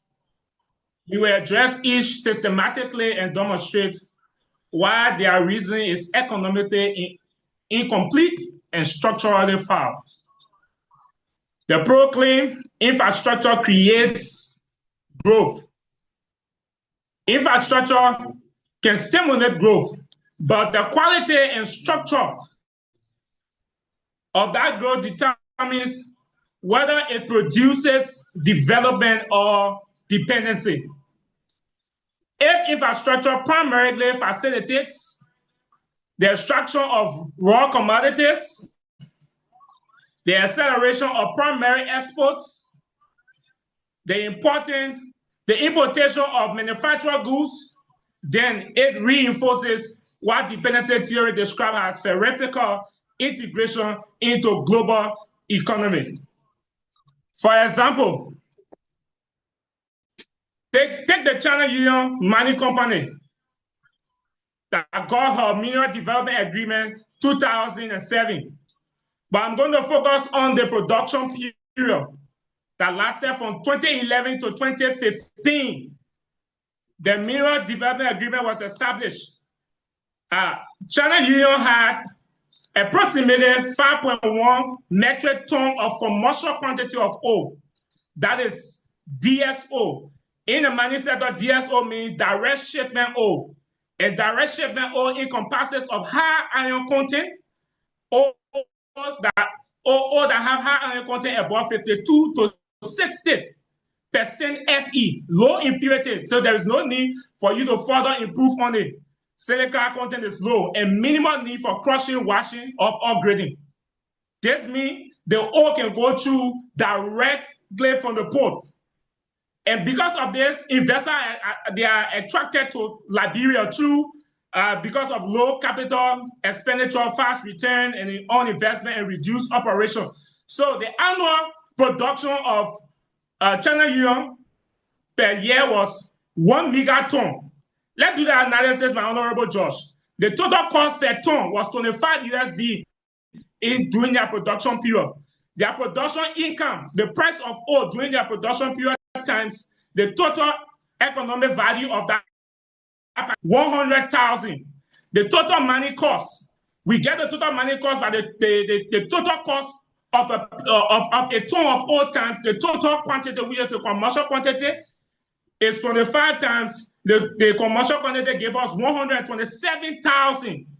So China income during 2017 to 2015 was 765,100,000 minus their expenditure. They got 637,000, 637,500,000. The profit China received was $546 million. If you calculate that, Liberian got only 25% of that total money. So we are trying to tell you that the industrial benefit of the people of China Republic to that of Liberia is very high. The discrepancy is huge. So when I hear my colleague talking about 35 million was given for infrastructure, 35 million was given for oil bridge, and it baffles me because he does not know the meaning of raw mineral commodity being transported from your country, right? And in production, we have three stages. We have the primary, the secondary, and that of the tertiary production. Because of time, I will focus on academic benefit. The benefit China gave us is less. In a sense, we receive limited knowledge transfer than skill dependency, right? In every sector can be categorized into three different parts. We got the academics, we got the industry, and we got the regulatory. These three components complement each other for sustainable development. How can our colleague say China is giving you quality education and that is human capacity building? And why would you be so insincere? There are a lot of skills, there are a lot of programs we are on, and there is no industrial exposure. Because of time, I'm going to stop there, Honorable Josh. Thank you. Okay, thank you so much, second speaker, for your rebuttal speech.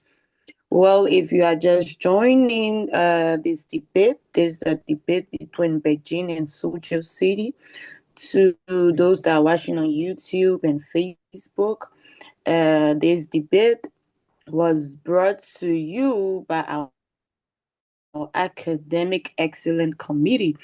Notwithstanding, we move in. Are you there? We have our first speaker, summary speech. Beijing, are you there? Benji is here and ready.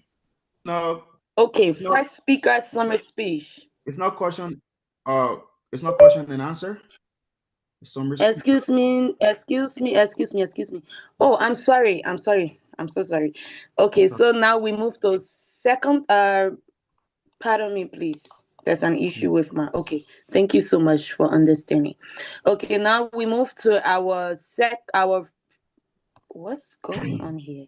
Okay, our second speaker, Crossfire. Move to our second speaker, Crossfire. Beijing, are you there? Yes, I'm here. Okay, can you please go ahead? You have 30 seconds to ask your question. Okay. I heard our opposing team speaking of China. My one question I want to ask is China and Liberia only major creditors? Okay, Suzhou, are you there? Suzhou. Yeah. Okay. China and Liberia, China isn't Liberia major creditors. When we talk about the cooperation, we are discussing this kind of partnership. And like I said, production encompasses of three stages: production, primary, secondary, and tertiary. China take raw mineral from our country and turn it into finished goods. So going back, the export rate is actually high. So this causes deficit for our country. Thank you. Thank you so much. Suzhou, can you please ask your question? You have 30 seconds.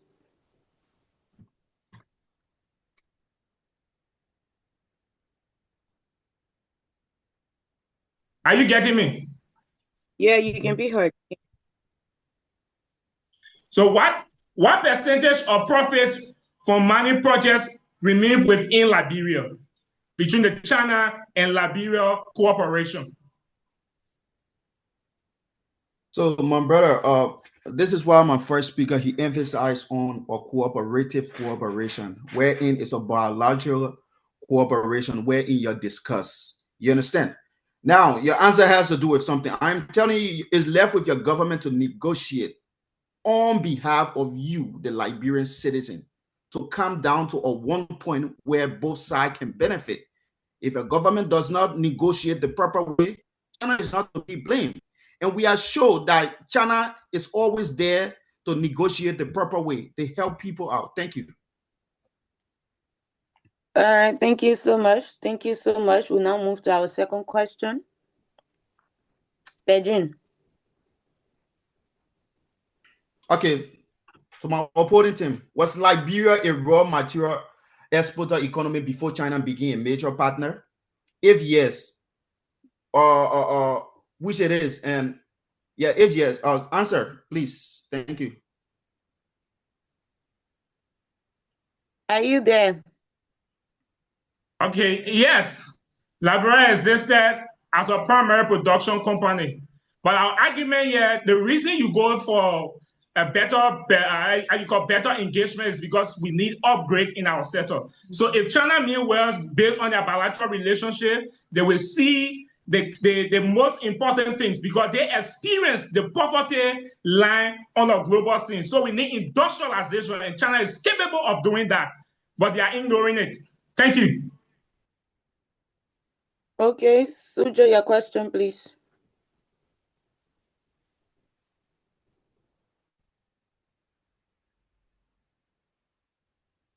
We cannot hear you, sir. We cannot hear you. Sorry. Okay, sorry. Your time starts now. Now being clear? Yes. Okay, so my opponent, how do you distinguish between economic partnership and structural dependency when one country provides majority of the financing and infrastructure, knowing that cooperation supports mutual benefits? So how can you draw that line? Virginia, respond. 30 seconds. Okay, to my brother, one thing I want you to understand, this is biological cooperations. It's cooperations between two countries. It's not about joining lands here, right?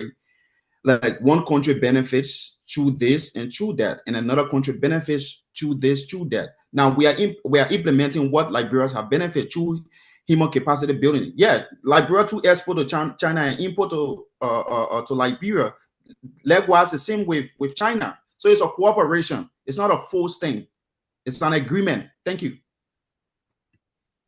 Okay, Beijing, your last question.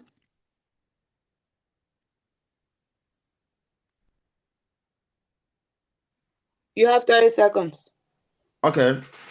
My question has to do, has any Liberian strategic asset being seized or transferred to China because of debt distress? Suzhou, 30 seconds. Remove. Suzhou, are you there? Okay, my Honorable Judge, I'm here. Are you getting me?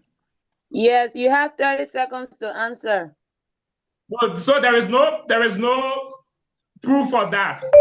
But we are discussing a corporation that incorporates mutual benefits. So the benefit between China and that of Liberia, it seems like 80-20. 80-20. Okay. Thank you so much. Thank you so much for your crossfire. We now move to our next section. I think Suzhou has. Suzhou has the last question. Yeah. Yes, Suzhou. Okay, go ahead, please.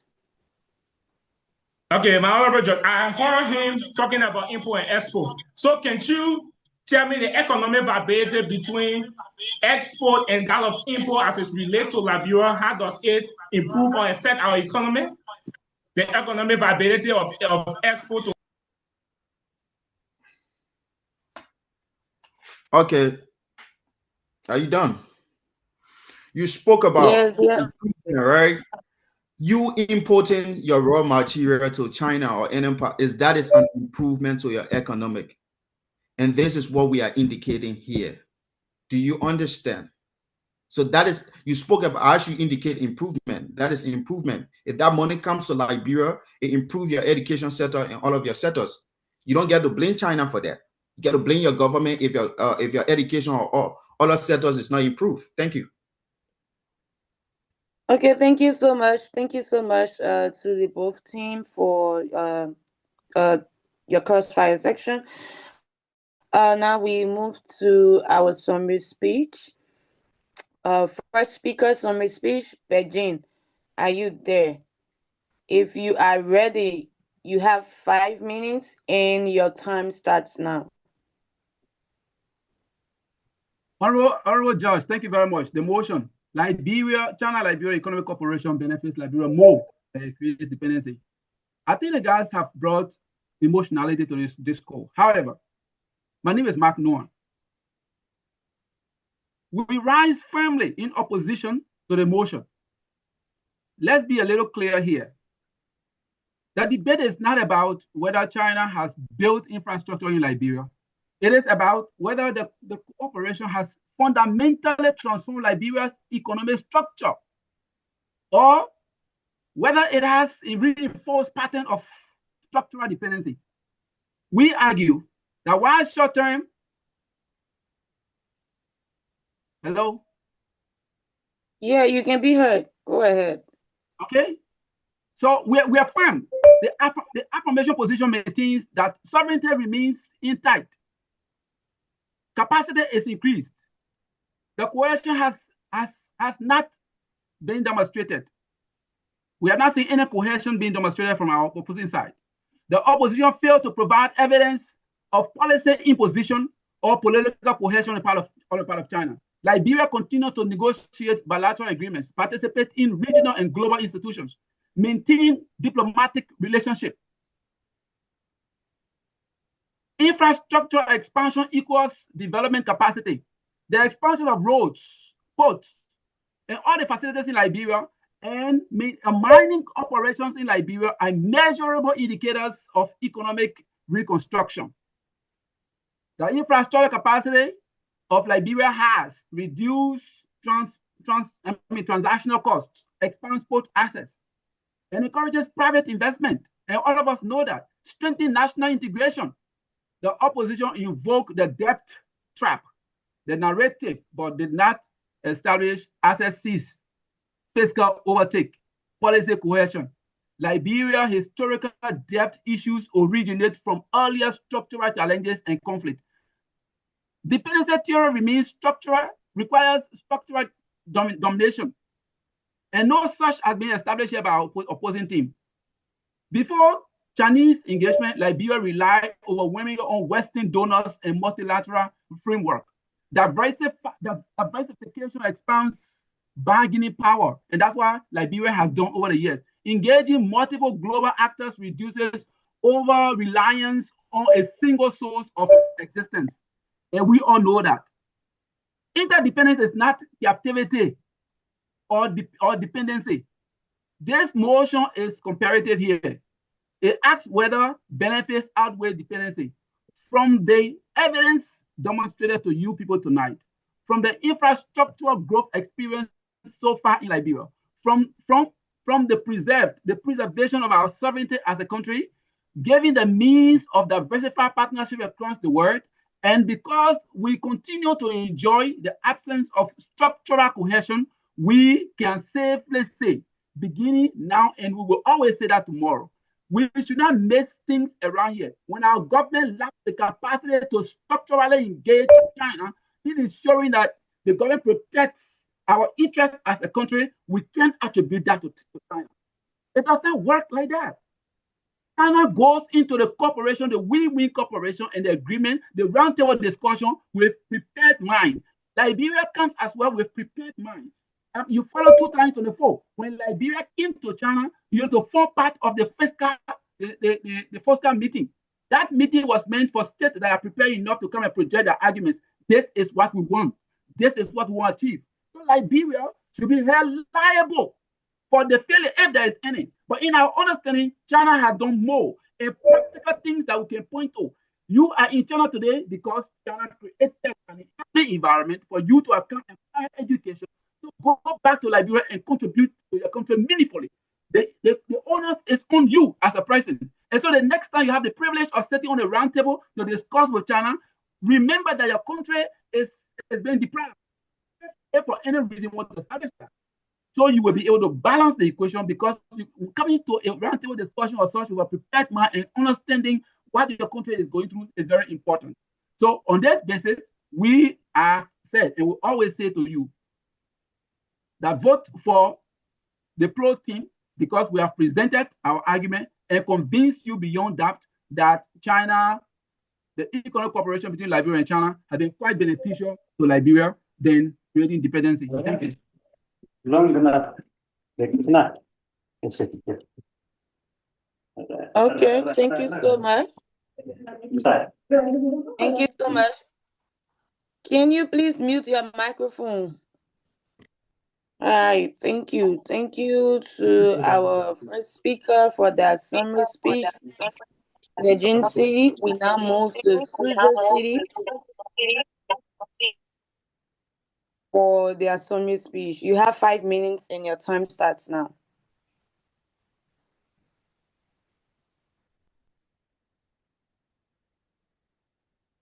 I'm not hearing you. Can you? I am not hearing you. Pause her time. Am I being heard? Yes. Yes.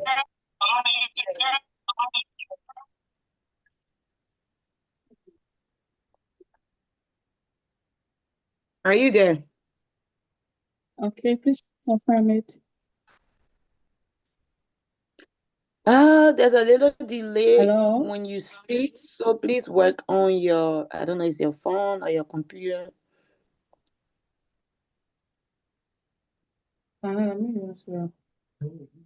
Okay. Hello, are you hearing me? Yes, we are hearing you now. Okay, I think I'm having some network issue, but if I'm being heard, then we can proceed. Yeah, it's okay. You have 5 minutes. Your time starts. Okay, thank you so much. My fellow debater, what you preach here tonight just shows that Liberia long age problem. has been some of those reasons today, those points that you are pushing. You keep making references of Liberia past cooperation that they have with other countries and other countries' cooperation that is ongoing today. In Liberia, we were in Liberia, our parents were in Liberia when Lango came into play. What today the Lango live with Liberia? Nothing. What Liberia stands to benefit? Looking at China, let me ask you this question. What China stands to lose in Liberia and China's cooperation? Since this bargaining, since this cooperation, has Liberia just diversified beyond raw commodity? Has fiscal vulnerability meaningfully declined? Has bargaining power between Liberia and China become structurally equal? If the answers to these questions is no, then dependency definitely overweight benefits. And the empirical evidence are clear and they are vivid. China today is moving into Africa because they see Africa as an elephant meat. That's what they see. And Liberia is victim. You ask a question now, has Liberia been exporting raw materials? We've been, and today we are going against that because it keeps our country down. Why keep going with centuries of ages of days that keep Liberia down and backward to today? According to World Bank development indicators, Liberia export basket remain heavily concentrated on raw materials that has little or no benefits compared to refined products. According to the United Nations Conference of Trade and Development trade data, Liberia export primary commodities, we know that, and import high value manufactured machineries. If those things are manufactured in our country, when we go for exportation or importation, when we go for importation, we will not. Are you telling me the companies that China is opening today create more jobs when Liberia into industrialization? Look at Burkina Faso.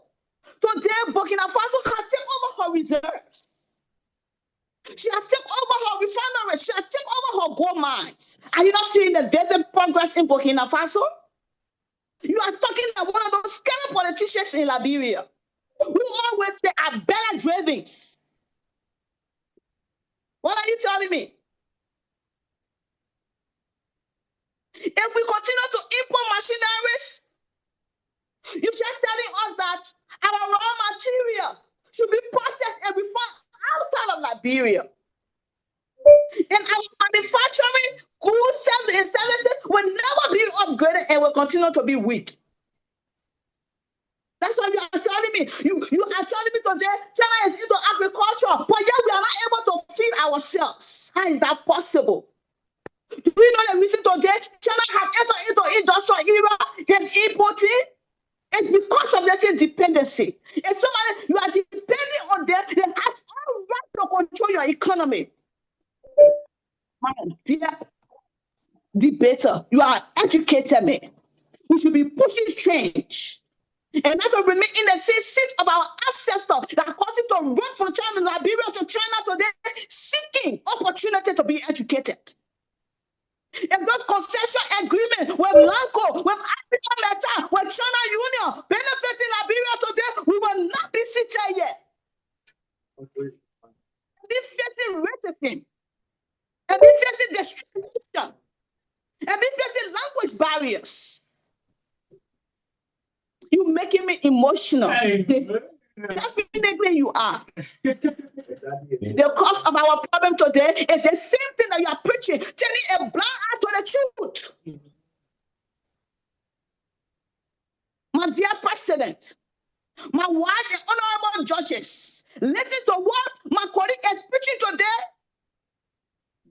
It's clear. The decision is yours. We see projects, we see roads, we don't see tangibles.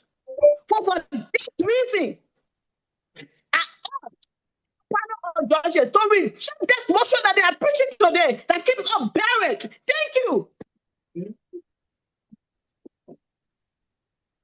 Thank you so much. Thank you so much, Suzhou. Thank you so much, Suzhou, for that summary speech. Before we move to our green crossfire, I would like us to know that this debate is brought by our Academic Excellence Committee. And to our viewers, those that are here to cheer for their team, please stay tuned because we have a pool that we will soon launch so that you can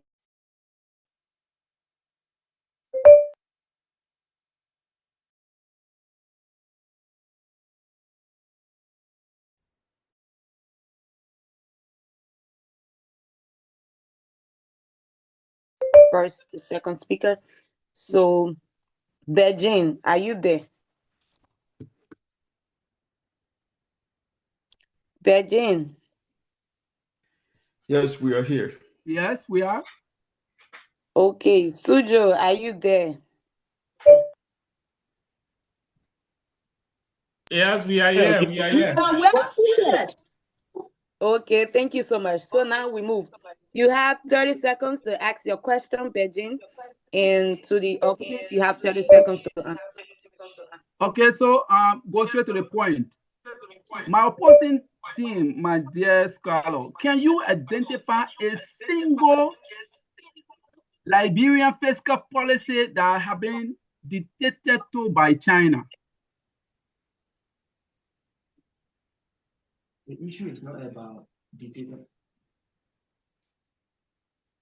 Hello? Hello? Are you getting me? Yes, you can be heard. Okay.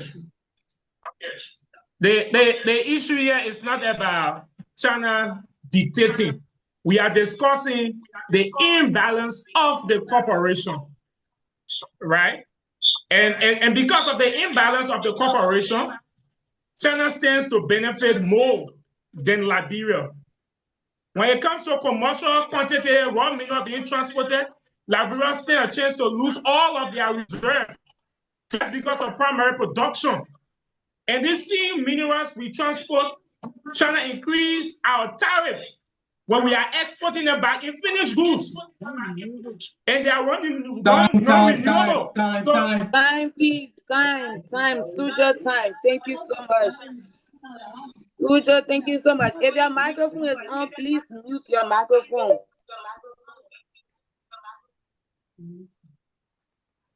All right, thank you so much. Suzhou, can you please ask your question? You have 30 seconds. Okay. If the corporation is beneficial, why does Liberia economy remain heavily dependent on raw mineral export instead of diversify industries? Okay, let me answer that question. Okay, Mr. Noah, you can go. Okay, so my opposing team, you will grab blood tonight, it will not help you. But this is it. This is a cooperation where people go on the round table with a prepared mind. They know what they want. Liberia knows what she wants from this cooperation as well as China. Do not attribute our pitfall to China. China has created an enabling environment for all of the parties to participate. And I'd like you to understand that. Stop crying, and crying will not help you tonight. Time. Thank you so much.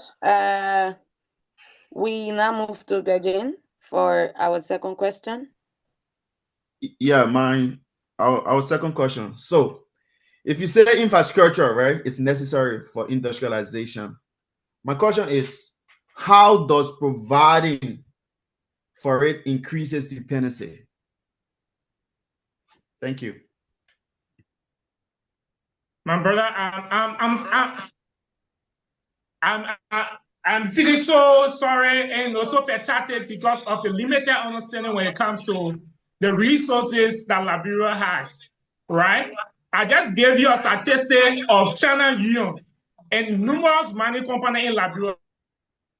that took away $465 million. How can you equate that to just a mini project of grants going to Liberia? That is unfair. Thank you. Okay, Suzhou, can you please ask your question? You have 30 seconds. Your second question.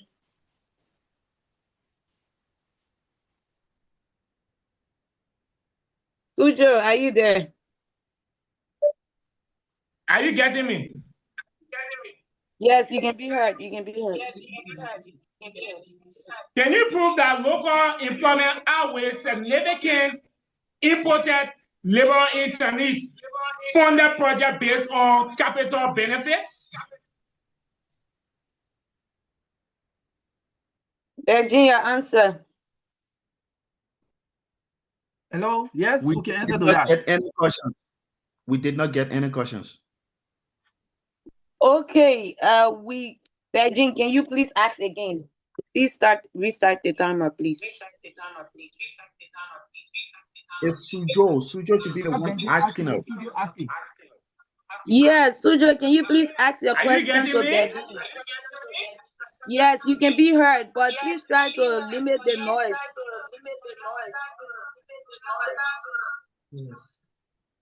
Okay. Can you provide that the local employment significantly outweighs imported labor in Chinese funded project based on capital benefits? That's the question. Hello? Yes, we can answer that. Can we go? Yes, go ahead. So, my dear brother, stop bringing your labor ministry to the public here tonight. You're telling us that the guys are not working. All right? These agreements are on a mutual basis. You have to go into it with an understanding that, yes, our people have to work. And there are policies in Liberia that uphold, these things. We need to get these things clear. It's important for you to know that. So the labor ministry should be very responsible in terms of how to negotiate and how Liberians are prioritized in terms of how to get jobs. When these things are provided, I mean, come on.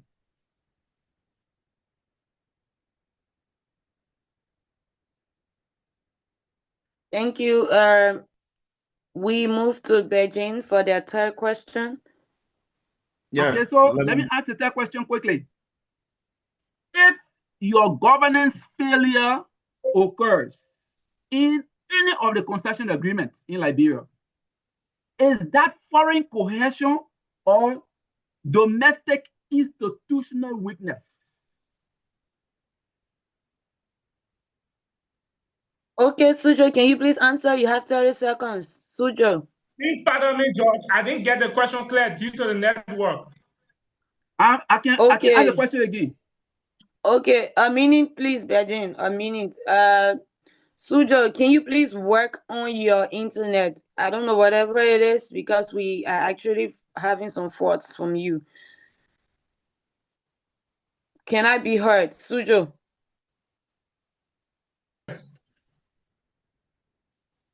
Suzhou, can I be heard? Honorable Head Josh. Yes. Are you not getting me? Let them please turn on their cameras. Debaters, please turn on your Kindness cameras. Yes, please turn your cameras on.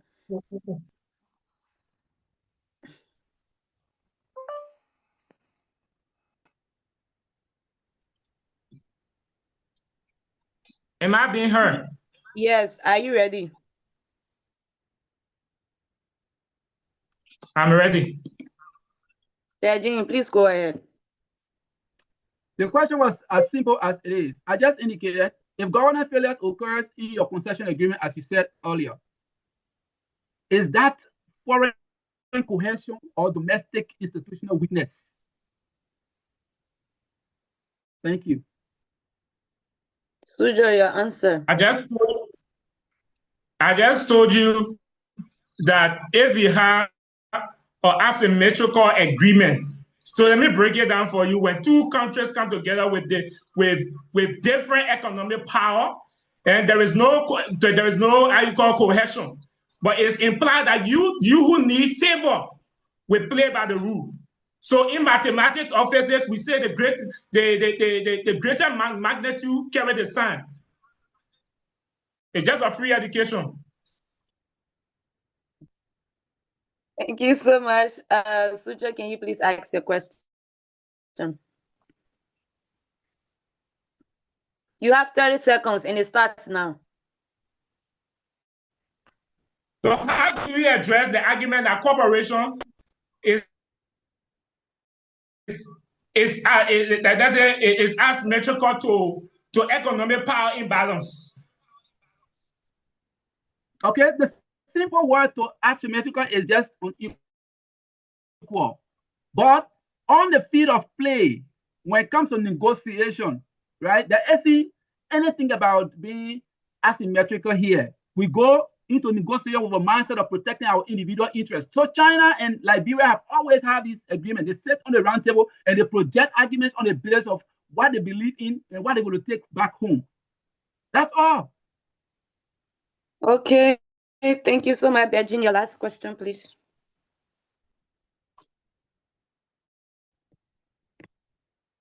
Beijing, your last question. You have 30 seconds. Okay, And okay. it starts now. Let me ask this last question. So our opponent thing, right? If governing weaknesses exist, right, are those caused by China or domestic institution limitation? Okay, Suzhou, you have 30 seconds. Told you that even in the 70s, Liberia operated on best international practices when it comes to the industrial sector. So having a cooperation agreement is mutual benefit. It means China have identified the ills and they are able to work out the ills. Don't be here and be carried by how you call this debate or pushing something against your own interests. You are not being sincere. I'm giving you free education. Thank you. Okay, Suzhou, we move your last question, please. You have 30 seconds. It starts now. What evidence shows that Liberia's education and research system have become stronger as a result of this cooperation, as you claim? Okay, thank you. So the evidence is everywhere. The cooperation is stronger, right? But it's not as we claim. The evidence is there. Now, through this cooperation, we have benefited a lot. Through this unique cooperation, this is not slavery where they force you against your will. This is a unique cooperation that you sign document, biological cooperation. Now the evidence is there. Your ministerial complex is there. Your overpass bridge that was given through grant is also there. So my brother, you should stop being emotional. We want you to understand these realistic facts. You understand? Thank you. Okay, thank you so much. We have come to the end of our Grand Crossfire. Oh, it was awesome. Thanks to our both teams. Now we move to our second speaker for our final focus speech. Beijing, are you ready? Again, Harris M. Bowler is my name. I remain the rebuttal and the second speaker of this thing. To our dear brothers and sisters, to our opponent team who are on the other side, this debate is not about emotion. It's about realistic facts. And that's what we are here today to present these facts and make you to understand. We are here to tell you that China-Liberia economic cooperation strengthens Liberia economic capacity more than it creates dependency. And that is for sure. We debate with logic and we present facts. Now, let's come down to one of the most important part where we are going to make you to understand. Liberia is not a nation defined by weakness. That's what we want you to understand. We are people defined by endurance. We are the first republic in Africa, and we survived conflicts. We stood through Ebola, coronavirus. We rebuilt, and when the world died out, we actually rebuilt. And today, we are not begging for development. That's what we want you to understand. We build it, right? We are building development. And when China construct roads, it is not dependency. It is an opportunity for a farmer from Lofa County, Nema County to transport their crops and for people to commute safely. When China renovates our airports and build bridges, it is not surrender. We are not surrendering to them, right? It is an opportunity, right, to create conductivities for our youth to compete globally. When we expand trade partnership, it is not submission, it is a strategy, right? Liberia does not engage, all right, China because we are desperate. That's what we want you guys to understand. Liberia engage because we are determined to grow, determined to diversify, determined to stand on our own economic foundation. And true dependency is not stagnation. True dependency is not isolation. True dependency is refusing opportunity out of fear, right? But Liberia has never been a nation of fear. We are a nation of courage, and that is for sure. And courageous nation do not hide from global partnership, right? They negotiate them, and that's what Liberia have been doing. But have they negotiated them rightly and shape them and use them to rise? And that's what we should be doing. We should be negotiating and try to shape our negotiation to rise for the farmers, for the students, for the entrepreneurs, and for the next generation to come. We shouldn't be shifting these blames on China. Have the cooperation been great? Yes. Have we benefited from this cooperation? Yes, indeed. Now, let's come to one of the most important. Liberia's future was not built by fear. It was built by development, resilience, and smart engagement. Now, when we're talking about smart engagement, it's coming through infrastructure development. It's coming through trade diversification, wherein you have multiple people that can back in with you. And also it comes in with human capacity growth, wherein the scholarship that you are benefiting, the CSC scholarships, the MOFCON, and like the opportunity that you are, leverage experiencing here in China through the learning capacity. It also comes in increase of economic capacity. Do you guys understand? These are facts that we are presenting for you guys to understand. We don't want you guys to deviate from this whole proposition and try to be in motion, right? We are here to make you guys to understand the actual facts for this debate. And now, so we will tell you that, as that being said, from my first speaker to me as the rebuttal, we probably argue you to support this motion, and we stand firm to this motion. Ladies and gentlemen, to our distinguished audience, there is not much to be said. We have already provided sophisticated evidence and facts to prove our argument. So as that being said, panel of judges, thank you for listening to us, and to our audience, thank you also. And to my unique teammate, I appreciate you and appreciate your courage. Harris Mbowudo is my name. Thank you. Thank you so much for that final focus speech. Because of time, we move to our next speaker from Suzhou. Second speaker for your final focus speech. Suzhou, are you there? Am I being heard? Yes. You have 5 minutes and your time starts now. Honorable judges, infrastructure can expand while sovereignty attracts. And that is the danger before you. I think our colleagues do not know the explicit or pivotal role of economics. So let me dive into it small so he can be on top of the information, right? When it comes to production, there are factors covering production, right? We have nature. We talk about land, water. We have our labor, and we have capital. And capital can be categorized into 2 distinct parts. One, we have private capital and personal capital. So most of the infrastructure channels are building, they are private capitals, right? They are liable to maintenance. They increase government expenditure. Okay, so here's going to teach us something far more distinguishing than my opponents, are not willing to admit. The China Liberian Economic Corporation is regarded as a power-preserved corporation. Why? Let me explain as being a power-preserved corporation. China suffered poverty. China escaped poverty.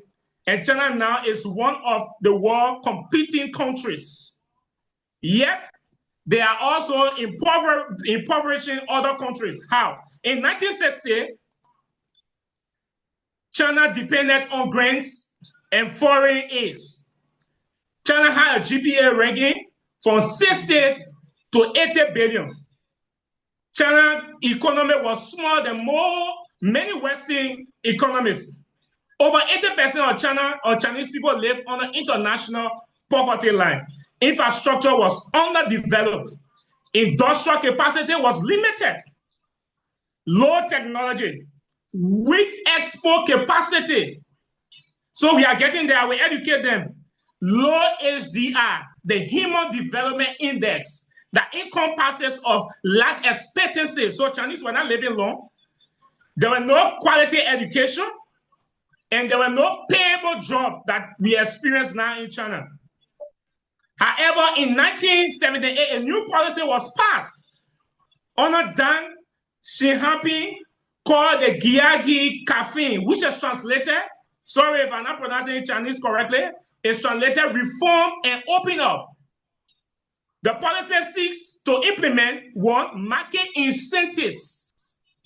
China now dive into a market system that the focus on higher profit encourages more production. Let's go back to high school. The law and supply.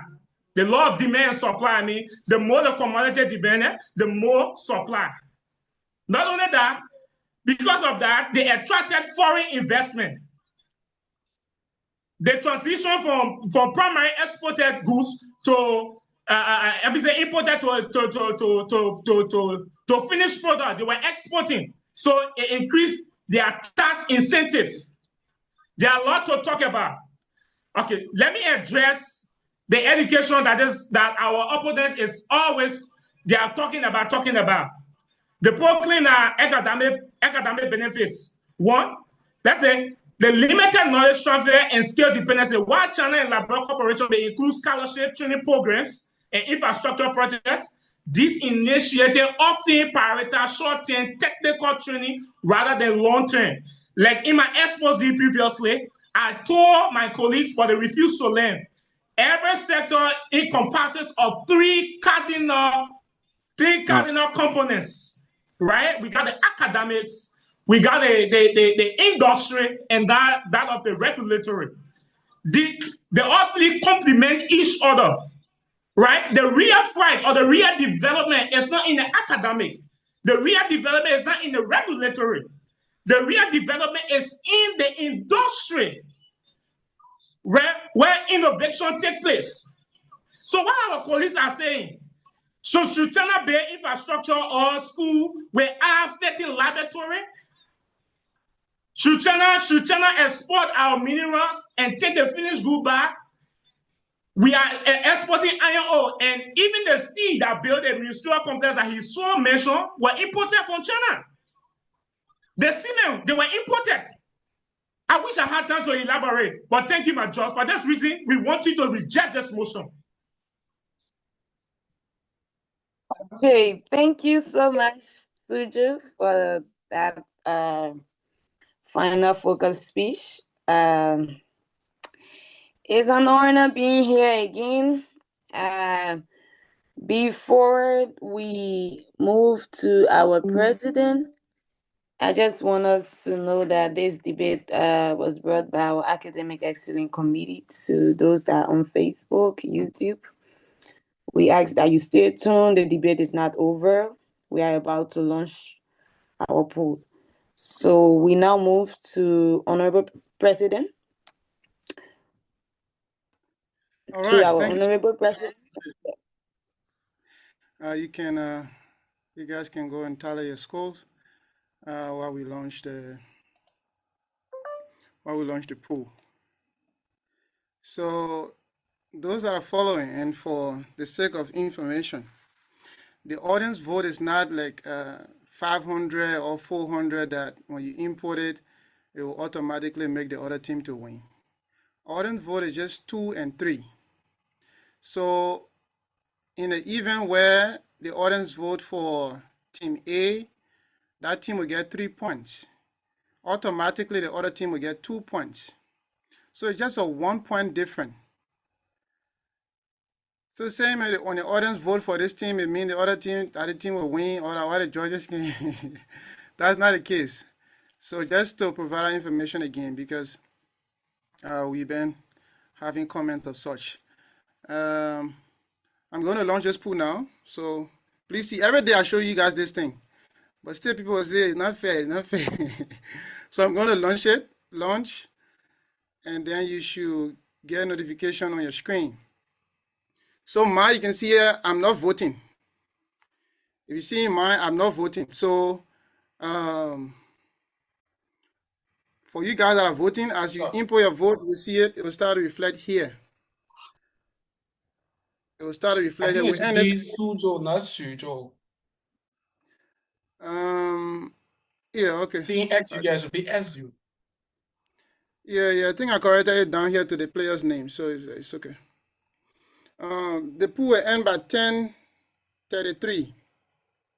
I mean, not 33, but 10:35.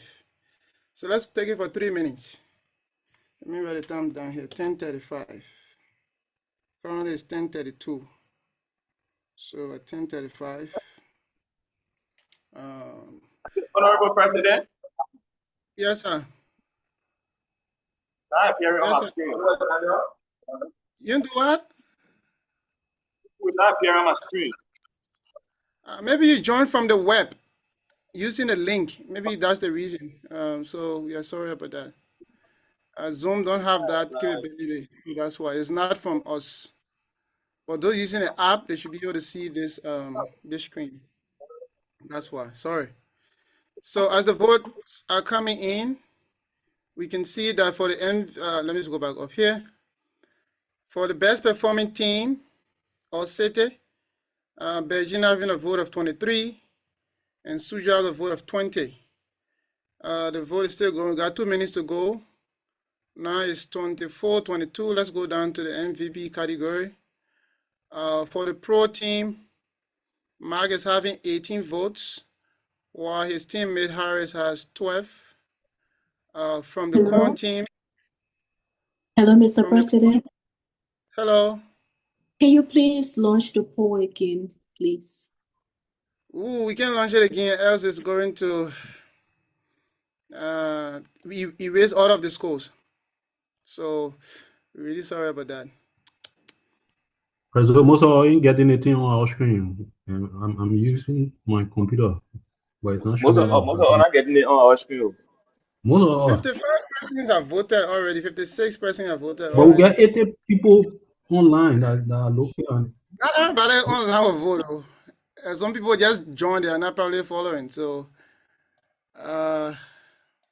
we can launch it again. I'm afraid, because launching it again, somebody will say, oh, we were in a leave for so they launch it again. They're voting against us. So please, before the poll in contempt, we have 1 minute to go. It's already 10:34. Beijing got 31 votes, and then Suzhou 27. For the MVP, Mark has 22 votes. His teammate got 16.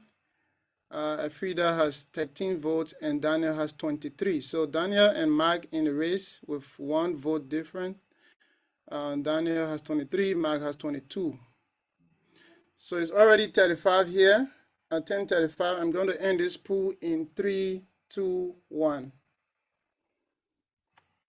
So I'm going to read the result again, as you can see here. Let me also share. When I share result, Zoom, I think you probably need to work on it. When I share result, you only see the percentage. You don't see the score error. That's why I always put on my camera so that you can see it. For the best performing team, Beijing has 33 points. 33 votes. And Suzhou got 28 votes. So Beijing automatically get 3 points. Judges, please, in the system, please give 3 votes to Beijing and 2 votes to Suzhou. For the best performing player or MVP, Mark 22 votes. His teammate 17 votes. And then Frida has 14 votes, and Daniel has 23 votes. So Daniel from Suzhou is the MVP. So Beijing won the best performing team, and then Daniel from Suzhou won the MVP for today.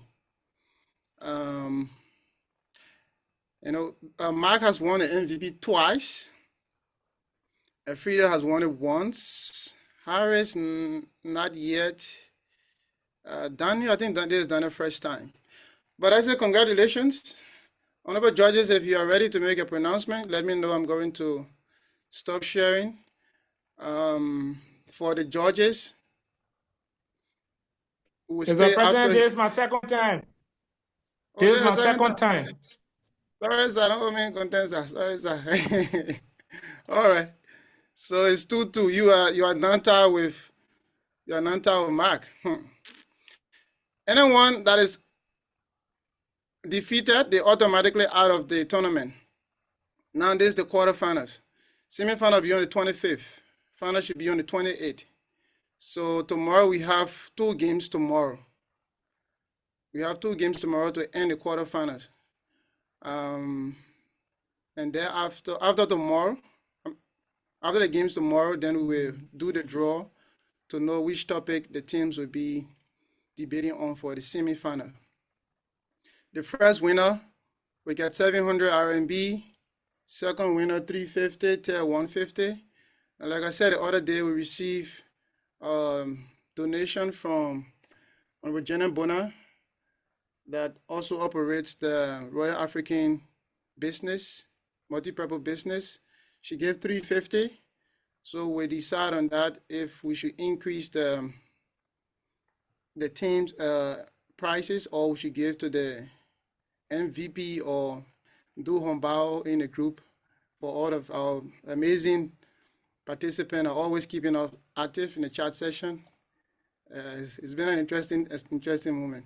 One of our judges, if you are there, just unmute me anytime. And then you can come in to make a pronouncement. This is the last game for tonight. So after here, we can all go rest.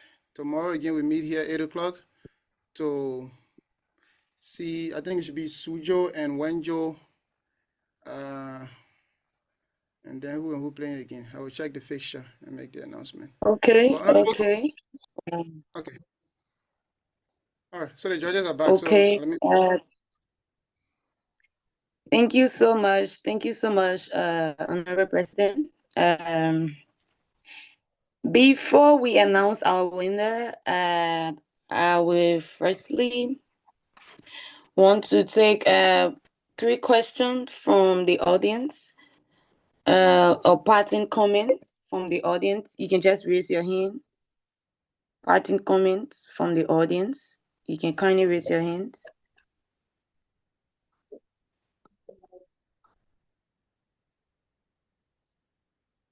Okay, Kache, Emmanuel, can I be heard? Can I be heard? Yes, we can hear you. Gaje, please go ahead. Kache, are you there? Can you please give us Madam George. Yeah. Yeah, Madam George. Are you hearing me? Yes, you can be heard. Go ahead, sir. All right. Thank you so much. And like in one of our political discussion, someone said the debate has passed or passes heated. It is not hito. So the debate now is getting hito here in China.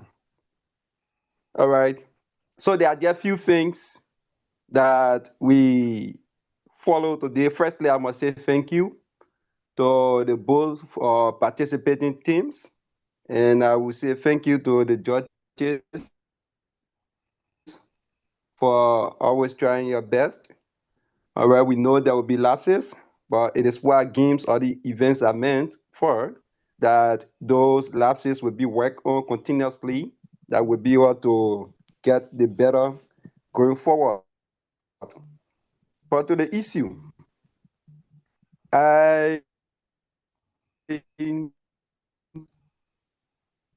if we at the the, the, the issue that has to do with uh, the dependency. I just want to go directly. It is very clear, right? We made mention of benefiting from scholarships and other things. Education are divided. And the real one are given us because China is where we are. And if these people don't want or cannot use the money they are using on international strata, they cannot build the capacity of our professors. I can tell you for free, with my little experience here, we have the manpower in Liberia. We have educators that if the platform here provided are given to them, we get the best education system. So that's just, I don't want to take up much of the time, but the argument is something that it is clear. All right. Like somebody said, or technicians are taking back. Yes. And I think I wrote in the chat box that the statement that says the Chinese worked at night, it is not a joke. The most technical part, they don't want you to know it. So at the end of the day, it may not be a typical midnight, but it may be out of view. So it is in the night. That is clear.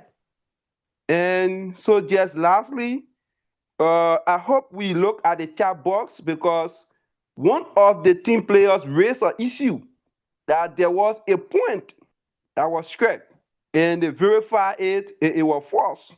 I think it's something that has to do with a percentage. Data is very important in debate. Thank you. Thank you so much. To our audience, we need like 2 more persons. Can you kindly just raise your hand if you want to say something or departing statement?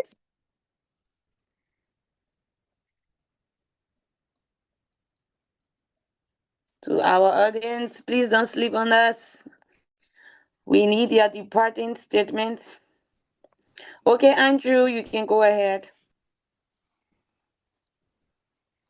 Okay, Andrew okay. Thompson. Wow. Yeah, you can hear me now, right? Yes, you can be heard. Okay, okay. Thanks a lot for recognizing me. Okay, let me give a shout out to all our team members, Suzhou, Beijing, and to our numerator, the judge there, and all other co-judges. We want to say thank you and we want to extend our big thanks and appreciation to the academic committee and the national committee for them bringing this such a very good initiative, to at least enlighten some of our colleagues and, try to debate the issue, the real issue that is happening, So that's a really good thing. And we say big thanks to the teams. I mean, some people, they just came on the platform to make other references on the debate, but I mean, you making a statement or a reference or a remark. I mean, I don't think you have to go to the debate and emphasize things on the debate because it have already been, done. Yeah. So I just want to speak to that. But I just want to say thank to the judges. We hope that you will do your due diligence to all the teams and give us the right vote that we need and that will actually go with the fact. Yeah. So thanks again, Honorable Judge, for recognizing me. Thank you. Okay, thank you so much. Thank you so much. We need like 2 persons to go. 2 persons to go. Okay, we have Sensi, you are recognized. You can go ahead. Okay. Sensi, are you there? Yeah, I'm here. Okay, you So can go first of all, I ahead. would like to say thank you to the academic community and then to the judges, to the two teams. Actually, tonight was a real debate, even though we all have sides, but from both ends, I really enjoyed the debate, how both teams presented their points. It was a real crossfire. So thank you again, and thank you so much. Okay, to our last speaker from the audience. Our last speaker, can you just raise your hand, please?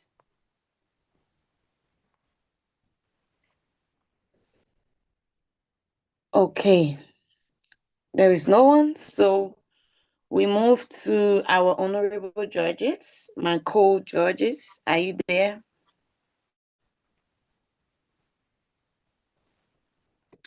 So my co-judges, are you there? Yeah, am I being heard? Thank you. Yeah, you are. I'm finally back. Thank you, You're honorables. welcome. Thank you. You have done You're extremely well. And to the debaters, let me register my profound gratitude to the both teams for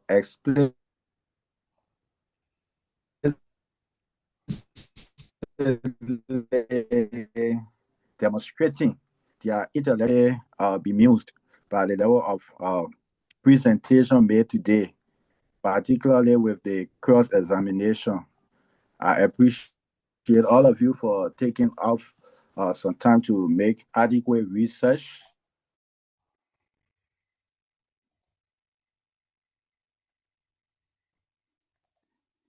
So keep it up, no matter who wins. I urge that you don't feel discouraged or disenchanted, but you can go to do more research for the next debate or wherever you find yourselves. More importantly, to my audience, I want to extend my appreciation to you for taking off your busy schedule and to be part of this process. Your comments, your motivations, they have all been very inspiring. So once more, thanks to everybody, and we wish the winner all of the best. Thank you and have a great time. Thank you. Thank you, Honorable Co-Judge. Thank you. Chief Okay. George. The network is bad. Good evening, good afternoon, good morning, wherever you are. I would like to extend my gratitude to everyone who partake in this process. We know somewhere, somehow, we are all learning, and this is what the UN is all about, making sure that we at least acquire enough education on whatever issues that we ought to. So I appreciate the president, the organizing committee, and everyone who partake. I want to say thanks. And to the team, I want to say thank you for all of your efforts, the research and your speech and all of that. You guys did extremely well. We are hopeful that the winner wins. Whatever the case is, please accept, because of course we'll be expecting only one winner that's going to go away with the 700 yuan, if I'm not mistaken. So to the audience, thanks again. You are actually making this so easy for us. The fact that you leave your busy schedule to form part of this platform, we appreciate you. Thanks to everyone, and wish you all the best. Thank you so much, Co-Josh. Well, not to waste your time, I am honored tonight to announce our scores tonight. We have the Josh total score for pro We have 3 judges, and as you listen, not too long, you listen to 2 of them, and I make them like 3. So we have 3 judges tonight, and I'm going to read each of the judge scores. So please be attentive. Judge number 1, total score for pro is 195. Judge number 1, total score for con, 199. And the total score for both teams for judge number 1 is 394. We move to judge number 2. Judge number 2, total score for pro is 188. Judge number 2, total score for con, 188.5. And the total score for both teams for judge number 2 is 376.5. We move to judge number 3. Judge number 3, total score for pro, 178.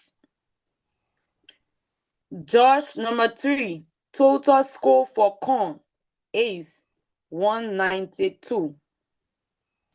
Total score for both teams, judge number 3 is 370.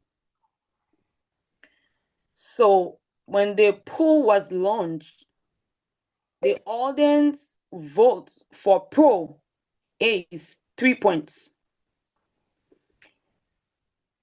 The audience vote for con is 2 points. Pro total score 561. Con total score 559.5. I go again. Total score for pro 561. Con total score 579.5. I am honored to announce the winner tonight. Adding the audience vote to pro, adding the audience vote of con, which is 3 and 2. So pro lost with 564 points, and con wins with 581.5 points. Thank you so much.